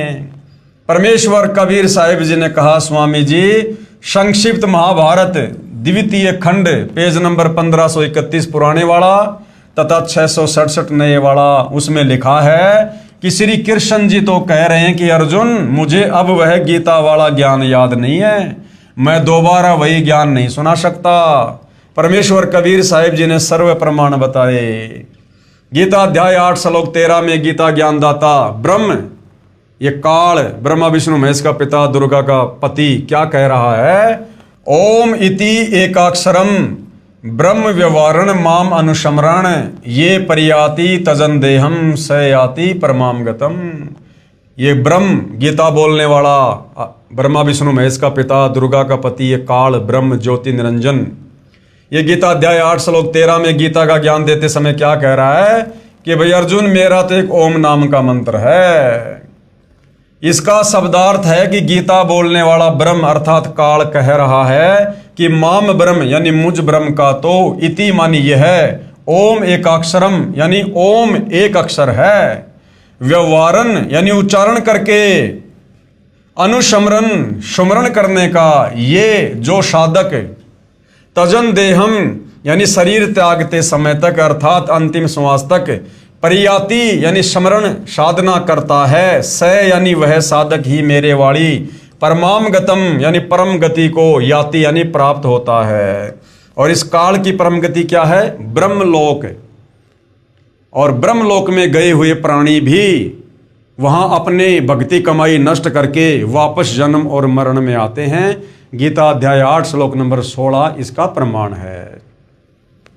भावार्थ है कि श्री कृष्ण जी के शरीर में प्रेतवत प्रवेश करके ब्रह्म अर्थात हजार भुजा वाला ज्योति निरंजन काल कह रहा है कि मुझ ब्रह्म की साधना केवल एक ओम नाम से मृत्यु पर्यंत करने वाले भगत को मुझसे मिलने वाला लाभ प्राप्त होता है, अन्य कोई मंत्र मेरी भक्ति का नहीं है। गीता अध्याय 8 श्लोक 5 और 7 तथा 13 में गीता ज्ञानदाता ने अपने विषय में साधना करने वाले को बताया कि जो मेरी साधना ओम नाम का सुमरण अंतिम श्वास तक करता है वह मुझे ही प्राप्त होगा। इसलिए तू युद्ध भी कर तथा मेरा ओम नाम का सुमरण भी कर, क्योंकि युद्ध हल्ला ऊंचे स्वर से शोर करके किया जाता है। इसलिए कहा है कि ओम नाम का उच्चारण ऊंचे स्वर में शोर करता हुआ सुमरण भी कर तथा युद्ध भी कर। अब भाइयों और बहनों, ये काल क्यों कह रहा है कि इस ओम नाम का जाप जोर जोर से उच्चारण करके करो, ओम ओम? क्योंकि भाइयों और बहनों, किसी भी मंत्र का मौखिक जाप करना और मानसिक जाप करना, उन दोनों की कमाई में रात और दिन का अंतर होता है। ओम नाम का यदि आप मुंह से बोलकर शोर करके जाप करोगे ओम ओम, तो गुरुदेव ने बताया उसका केवल एक ही लाभ मिलेगा, एक मंत्र का एक ही लाभ मिलेगा। और जब हम तत्वदर्शी संत की शरण में आकर उनके बताए अनुसार विधिवत जब उस ओम मंत्र का मानसिक जाप करेंगे, मन ही मन में जाप करेंगे, तो उससे 1000 गुना ज्यादा लाभ मिलेगा, 1000 गुना ज्यादा। लेकिन ये काल नहीं चाहता कि किसी की भक्ति कमाई इतनी बन जाए कि जो कोई 1000 युगों तक लंबे समय तक ब्रह्मलोक में रहे। अगर वो इतने लंबे समय तक वहां पड़ा रहेगा तो फिर दोबारा मनुष्य जन्म प्राप्त कैसे करेगा, और दोबारा जल्दी मनुष्य जन्म प्राप्त नहीं करेगा तो फिर काल फिर किसके सूक्ष्म शरीर से वासना निकाल के खाएगा। फिर गीता अध्याय 8 श्लोक 6 में कहा है कि ये विधान है कि जो जिस प्रभु का अंत समय में स्मरण करता हुआ शरीर त्यागता है वह उसी को प्राप्त होता है। गीता ज्ञानदाता प्रभु गीता अध्याय 8 श्लोक 8 से 10 तक तीनों श्लोकों में ब्रह्म से अन्य पूर्ण परमात्मा परम दिव्य पुरुष परमेश्वर अर्थात पूर्ण ब्रह्म के विषय में कह रहा है कि यदि कोई उसकी साधना करता हुआ शरीर त्यागता है तो उसी पूर्ण परमात्मा परमेश्वर को ही प्राप्त करता है। यानी गीता ज्ञानदाता दुर्गा का पति ब्रह्मा विष्णु महेश का पिता काल ब्रह्म गीता अध्याय 8 श्लोक 8 से 10 में अपने से अन्य उस पूर्ण परमात्मा की भक्ति करने का विधान भी बता रहा है कि जो उस पूर्ण परमात्मा की भक्ति करेगा अंतिम समय में शरीर छोड़ते समय तक उसी पूर्ण परमात्मा के लोक में जाएगा। और उस पूर्ण परमात्मा की भक्ति बताने वाला भाई गीता अध्याय 4 श्लोक नंबर 34 में बता दिया कि अर्जुन किसी तत्वदर्शी संत की खोज कर, वो तत्वदर्शी महात्मा तुझे परमेश्वर की भक्ति के बारे में बताएंगे, मुझे ज्ञान नहीं है। तो भाई और बहनों, वह तत्वदर्शी संत वर्तमान में धरती पर सतगुरु रामपाल जी हैं जिनके पास में पूर्ण ब्रह्म परमेश्वर की कंप्लीट जानकारी है, पूर्ण मुक्ति का मार्ग है। सतगुरु रामपाल जी ही जगत के तारणहार हैं, जगत के मुक्तिदाता हैं। उसी से पूर्ण मोक्ष तथा शतलोक प्राप्ति तथा परम शांति प्राप्त होगी। इसलिए उस परमेश्वर की शरण में जा। गीता अध्याय 18 श्लोक 62 और 66 तथा गीता अध्याय 15 श्लोक 4, मैं गीता ज्ञानदाता ब्रह्म भी इसी की शरण में हूं। पूरा हिंदू समाज जिस गीता का ज्ञान देने वाले को भगवान मानता है, परमात्मा मानता है, वो गीता का ज्ञान देने वाला खुद कह रहा है कि भैया परमात्मा तो कोई और है, जहां जाने के बाद फिर कोई कष्ट नहीं, कोई जन्म मरण नहीं। और खुद कह रहा है कि नादान दुनिया वालों, मेरी क्या भक्ति करते हो तुम, मेरा तो ओम नाम है, मैं ब्रह्म हूं, ब्रह्मलोक में रहता हूं, मेरी भक्ति करके फिर लक 84 में जाओगे, जन्म मरण में रहोगे, गधे कुत्ते बनोगे। और खुद कह रहा है कि मैं खुद उस परमपिता परमेश्वर की शरण में हूं, वो मेरा भी इष्ट देव है, तो उसी की भक्ति करनी चाहिए। गीता अध्याय 18 श्लोक 62-66, अध्याय 15 श्लोक 4 में गीता ज्ञानदाता ये ब्रह्मा विष्णु महेश का पिता दुर्गा का पति खुद कह रहा है कि मैं भी इसी की शरण हूं। रामानंद जी ने सभी प्रमाणों को आंखों देखकर दांतों तले उंगली दबाई, क्योंकि वो तो गीता जी को उंगलियों पर याद किए हुए थे, तथा सत्य को स्वीकार किया। कहा कि बच्चा, बात तो शास्त्रों की तू सही बता रहा है, जो सत्य है हमारे को किसी ने ऐसा ज्ञान ही नहीं दिया, हम क्या करें। कबीर साहिब ने बताया कि पवित्र गीता जी में ही लिखा है 8वें अध्याय का 8, 9 और 10 श्लोक तथा अध्याय नंबर 18 का श्लोक नंबर 62 पढ़कर देखो। पवित्र गीता जी व पवित्र वेदों को बोलने वाला ब्रह्म ये काल श्री कृष्ण जी में प्रेत की भांति प्रवेश करके कह रहा है कि उस परमात्मा की शरण में जा अर्जुन, तेरा फिर मरण नहीं होगा। गीता का ज्ञान देने वाला भगवान जिसको हिंदू समाज अपना परमात्मा कहता है, वो तो खुद अर्जुन को कह रहा कि अर्जुन तू उस परमात्मा की शरण में जा, वहीं तेरा कल्याण होगा। उसके लिए अध्याय नंबर 4 का श्लोक नंबर 34, उन संतों को खोजो, अर्थात तत्वदर्शी संत की खोज करो जो उस परमात्मा के परम तत्व को जानने वाले हों। तो भाई वो तत्वदर्शी संत वर्तमान में धरती पर सतगुरु रामपाल जी हैं। विलंब इनसे उपदेश लेकर अपनी आत्मा के कल्याण की दिशा में आगे बढ़ो। उस तत्वदर्शी संत को यानी उनको दंड प्रणाम करो, विनम्र व निष्कपट भाव से उनका सत्कार करो। जब वे तत्वदर्शी संत प्रसन्न हो जाएं, फिर उनसे दीक्षा नाम मांगो, फिर तेरा पुनर्जन्म व मरण नहीं होगा। यानी वो तेरी पूर्ण मुक्ति कर देगा, तुझे परम धाम सतलोक में भेज देगा। पवित्र गीता अध्याय 15 मंत्र 1 से 4 में कहा है कि यह उल्टा लटका हुआ संसार रूपी वृक्ष है, ऊपर को मूल तो आदि पुरुष अर्थात सनातन परमात्मा है, नीचे को तीनों गुण रजगुण ब्रह्मा, सतगुण विष्णु, तमगुण शिव रूपी शाखाएं हैं। इस पूर्ण संसार रूपी वृक्ष अर्थात पूर्ण सृष्टि रचना को मैं ब्रह्म काल नहीं जानता। ये विचार काल में, यहाँ विचार काल में अर्थात गीता जी के ज्ञान में आपको मैं पूर्ण ज्ञान नहीं दे सकता। उसके लिए किसी तत्वदर्शी संत की खोज कर। गीता अध्याय 4 मंत्र 34। फिर वह आपको सर्व सृष्टि की रचना का ज्ञान तथा सर्व प्रभुओं की स्थिति सही बताएगा। तो वो सृष्टि रचना भाइयों और बहनों इस पवित्र पुस्तक ज्ञान गंगा में, जिस पर वीडियो बन चुके हैं, आप जी देख लेना। कंप्लीट ज्ञान सृष्टि रचना का सर्व शास्त्रों से प्रमाणित करके सतगुरु रामपाल जी ने दे दिया है। तो गीता जी अध्याय 4 श्लोक नंबर 34 में जिस तत्वदर्शी संत की बात कही है गीता ज्ञानदाता के द्वारा, वह तत्वदर्शी संत वर्तमान में सतगुरु रामपाल जी हैं। उसके पश्चात उस परम पद परमेश्वर की खोज करनी चाहिए जिसमें गए साधक का फिर जन्म मृत्यु नहीं होता, अर्थात पूर्ण मोक्ष हो जाता है। जिस परमेश्वर ने संसार रूपी वृक्ष अर्थात सर्व ब्रह्मांडों की रचना की है, मैं यानी ब्रह्म काल भी उस परमेश्वर की ही शरण में हूं, यानी मैं भी उसी का ध्यान करता हूं। इसलिए उस परमेश्वर की पूजा करो। पंडित रामानंद जी बोले कि लिखा तो ऐसा ही है बच्चा, बिल्कुल यो ही है, लेकिन ये सतलोक ने तो किसी से सुना, जिस कारण अब मेरा मन विश्वास नहीं कर रहा कि वह सत्य होगा। कबीर साहब ने पूछा कि आप कैसे साधना करते हो? पंडित रामानंद जी बोले कि मैंने सारे शरीर को साध रखा है। योग अभ्यास के साथ मैं अंदर कमलों में से गुजरकर त्रिकुटी यानी त्रिवेणी तक पहुंच जाता हूं। कबीर साहब बोले कि आप एक बार त्रिवेणी तक पहुंचो। जब रामानंद जी समाधिस्थ हुए, क्योंकि उनका तो प्रतिदिन का अभ्यास था, त्रिवेणी पर जाकर 3 रास्ते हो जाते हैं। प्रत्येक ब्रह्मांड में बने ब्रह्मलोक में प्रवेश करते ही 3 रास्ते हो जाते हैं। इसी प्रकार 20 ब्रह्मांडों के पार 21वें ब्रह्मांड में भी यही व्यवस्था है। एक रास्ता सामने ब्रह्मलोक में बने 3 गुप्त स्थानों को जाता है, जहां पर ज्योति निरंजन यानी इस काल ने 3 रूप बनाकर रहता है। सामने का ब्रह्मरंध्र तुम्हारे इस नाम से नहीं खुलेगा। कबीर परमात्मा ने कहा कि पंडित जी तेरे ओम नाम से ये ब्रह्मरंध्र नहीं खुलेगा, ये ब्रह्मरंध्र भी सतनाम से खुलेगा, क्योंकि ये ब्रह्मरंध्र वो रास्ता है जहां से हम सतलोक जाते हैं। कबीर साहब ने श्वास के द्वारा अपना सतनाम उच्चारण किया, सामने का द्वार खुल गया। कबीर साहब ने कहा कि अब आपको काल भगवान दिखाता हूं।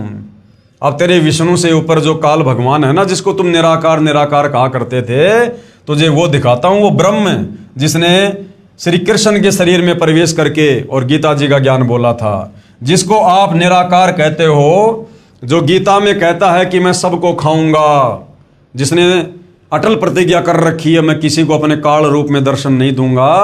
तो पंडित जी अब मैं आपको उस काल के दर्शन करवाता हूं।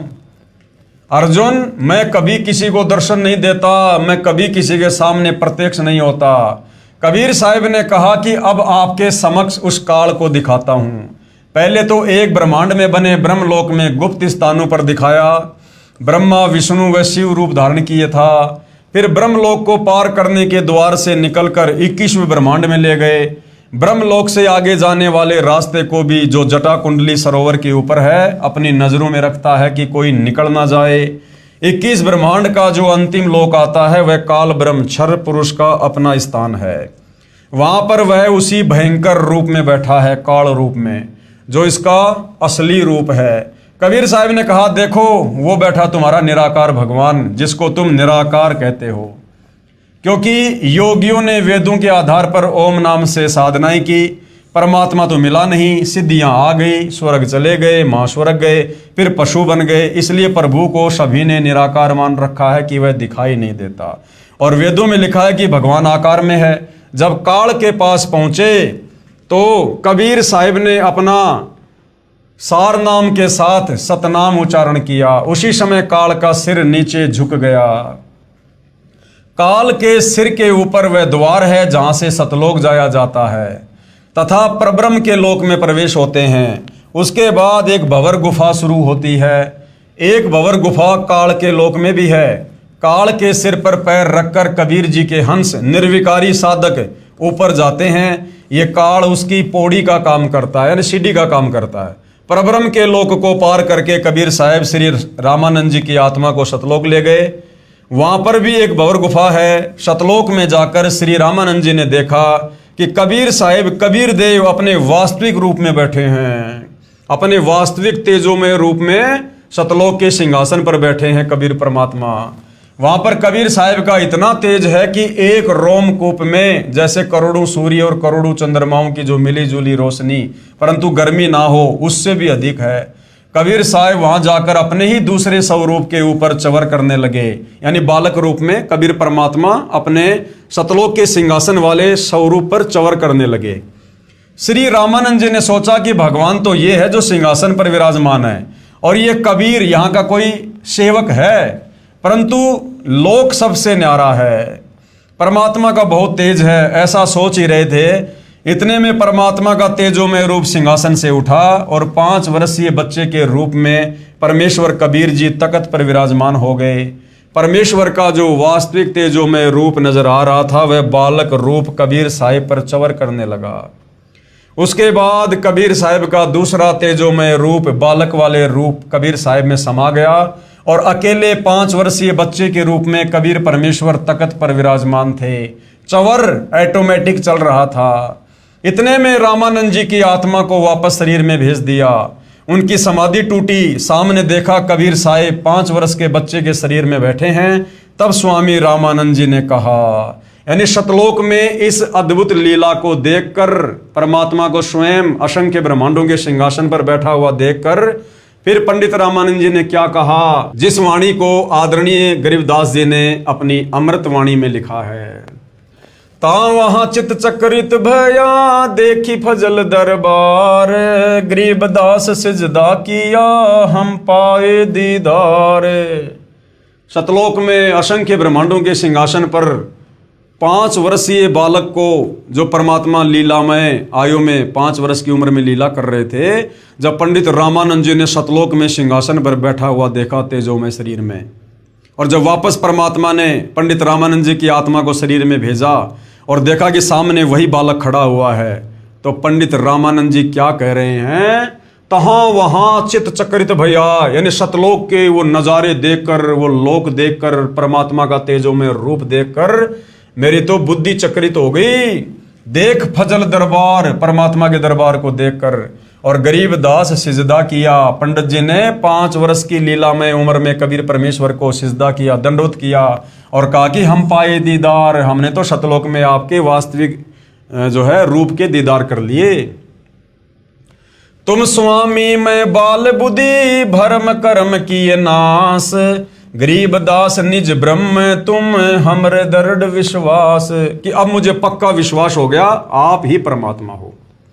सुन बेसुन से तुम परे उर से हमरे तीर, गरीबदास सरभंग में अविगत पुरुष कबीर।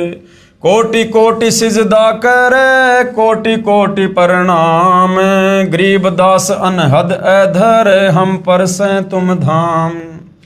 बोलत रामानंद जी सुन कबीर करतार, गरीबदास सब रूप में तुम ही बोलनहार। तुम साहिब तुम संत हो तुम सतगुरु तुम हंस, गरीबदास तुम रूप बिन और न दूजा अंश। मैं भगता मुक्ता भया किया कर्म कुंद नाश, गरीबदास अविगत मिले मेटी मन की बांश। दो ठोर है एक तू भया एक से दोए, गरीबदास हम कारण उतरे हैं मगजोए। बोलत रामानंद जी सुन कबीर करतार, गरीबदास सब रूप में तुम ही बोलनहार। पंडित रामानंद जी ने कहा कि हे परमेश्वर, हे कबीर परमात्मा, हे कबीर करतार, सर्व सृष्टि के रचनहार, आप ही सर्वव्यापक हैं, सर्वंग परमात्मा हैं, पूर्ण परमेश्वर हैं। दहू ठोड़ है एक तू, दोनों जगह आप ही हो। यहाँ धरती पर भी आप लीला कर रहे हो, सतलोक में भी आप बैठे हो। और भैया एक से दो, गरीबदास हम कारणे तुम आए हो मगजो, सतलोक से यात्रा करके तुम हमारे कारण आए हो यहाँ, हमें वापस सतलोक ले जाने के लिए।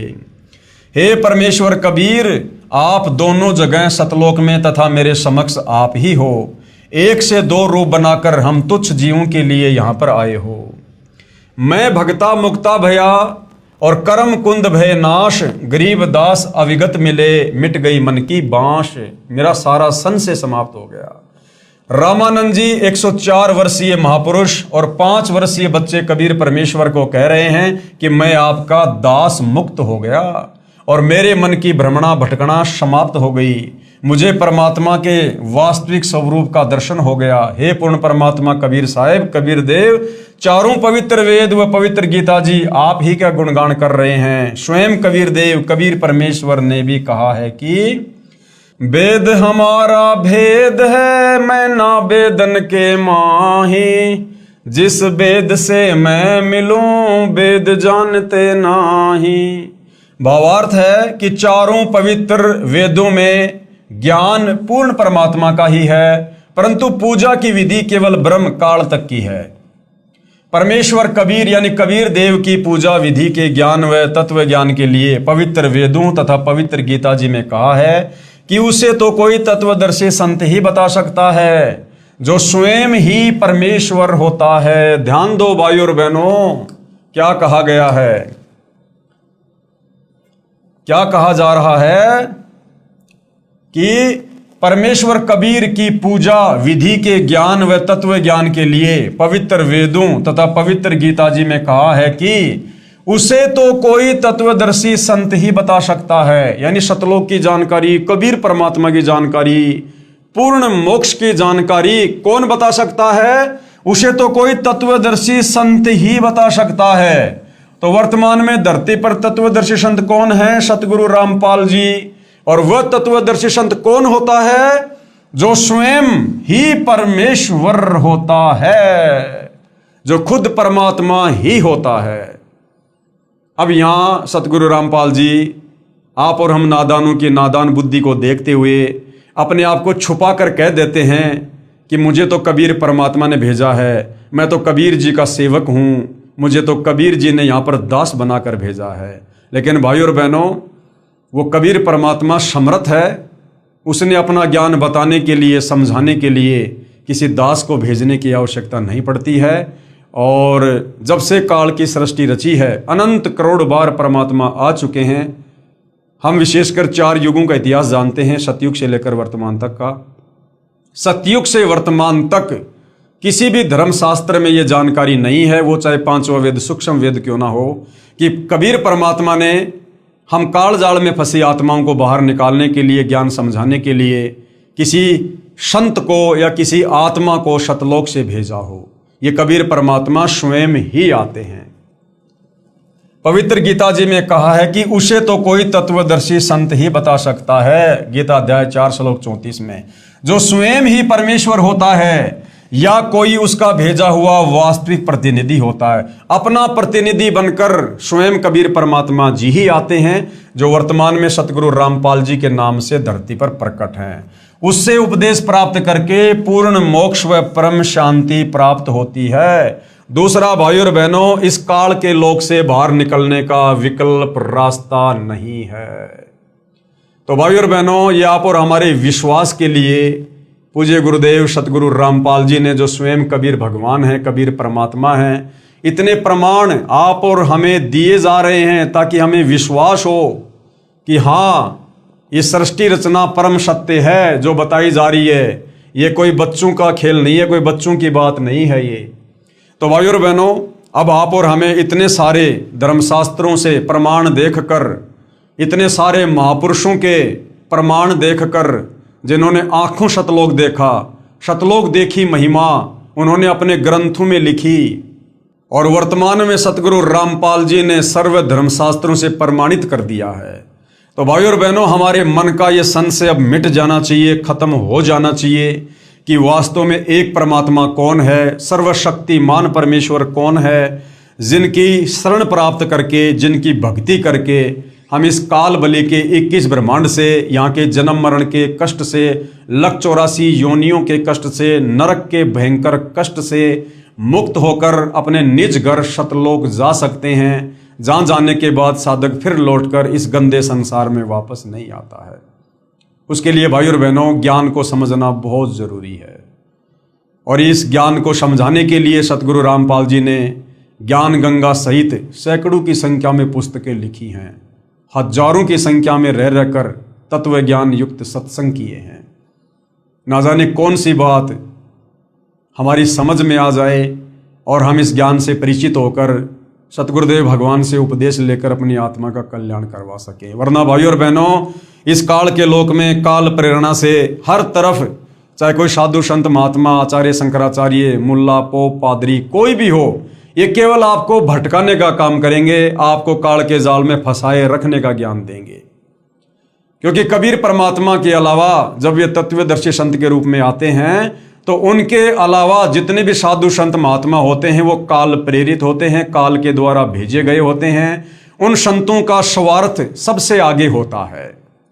उन्होंने केवल अपना धार्मिक धंधा चलाना होता है, उन्होंने लोगों के आत्म कल्याण से कोई मतलब नहीं होता है।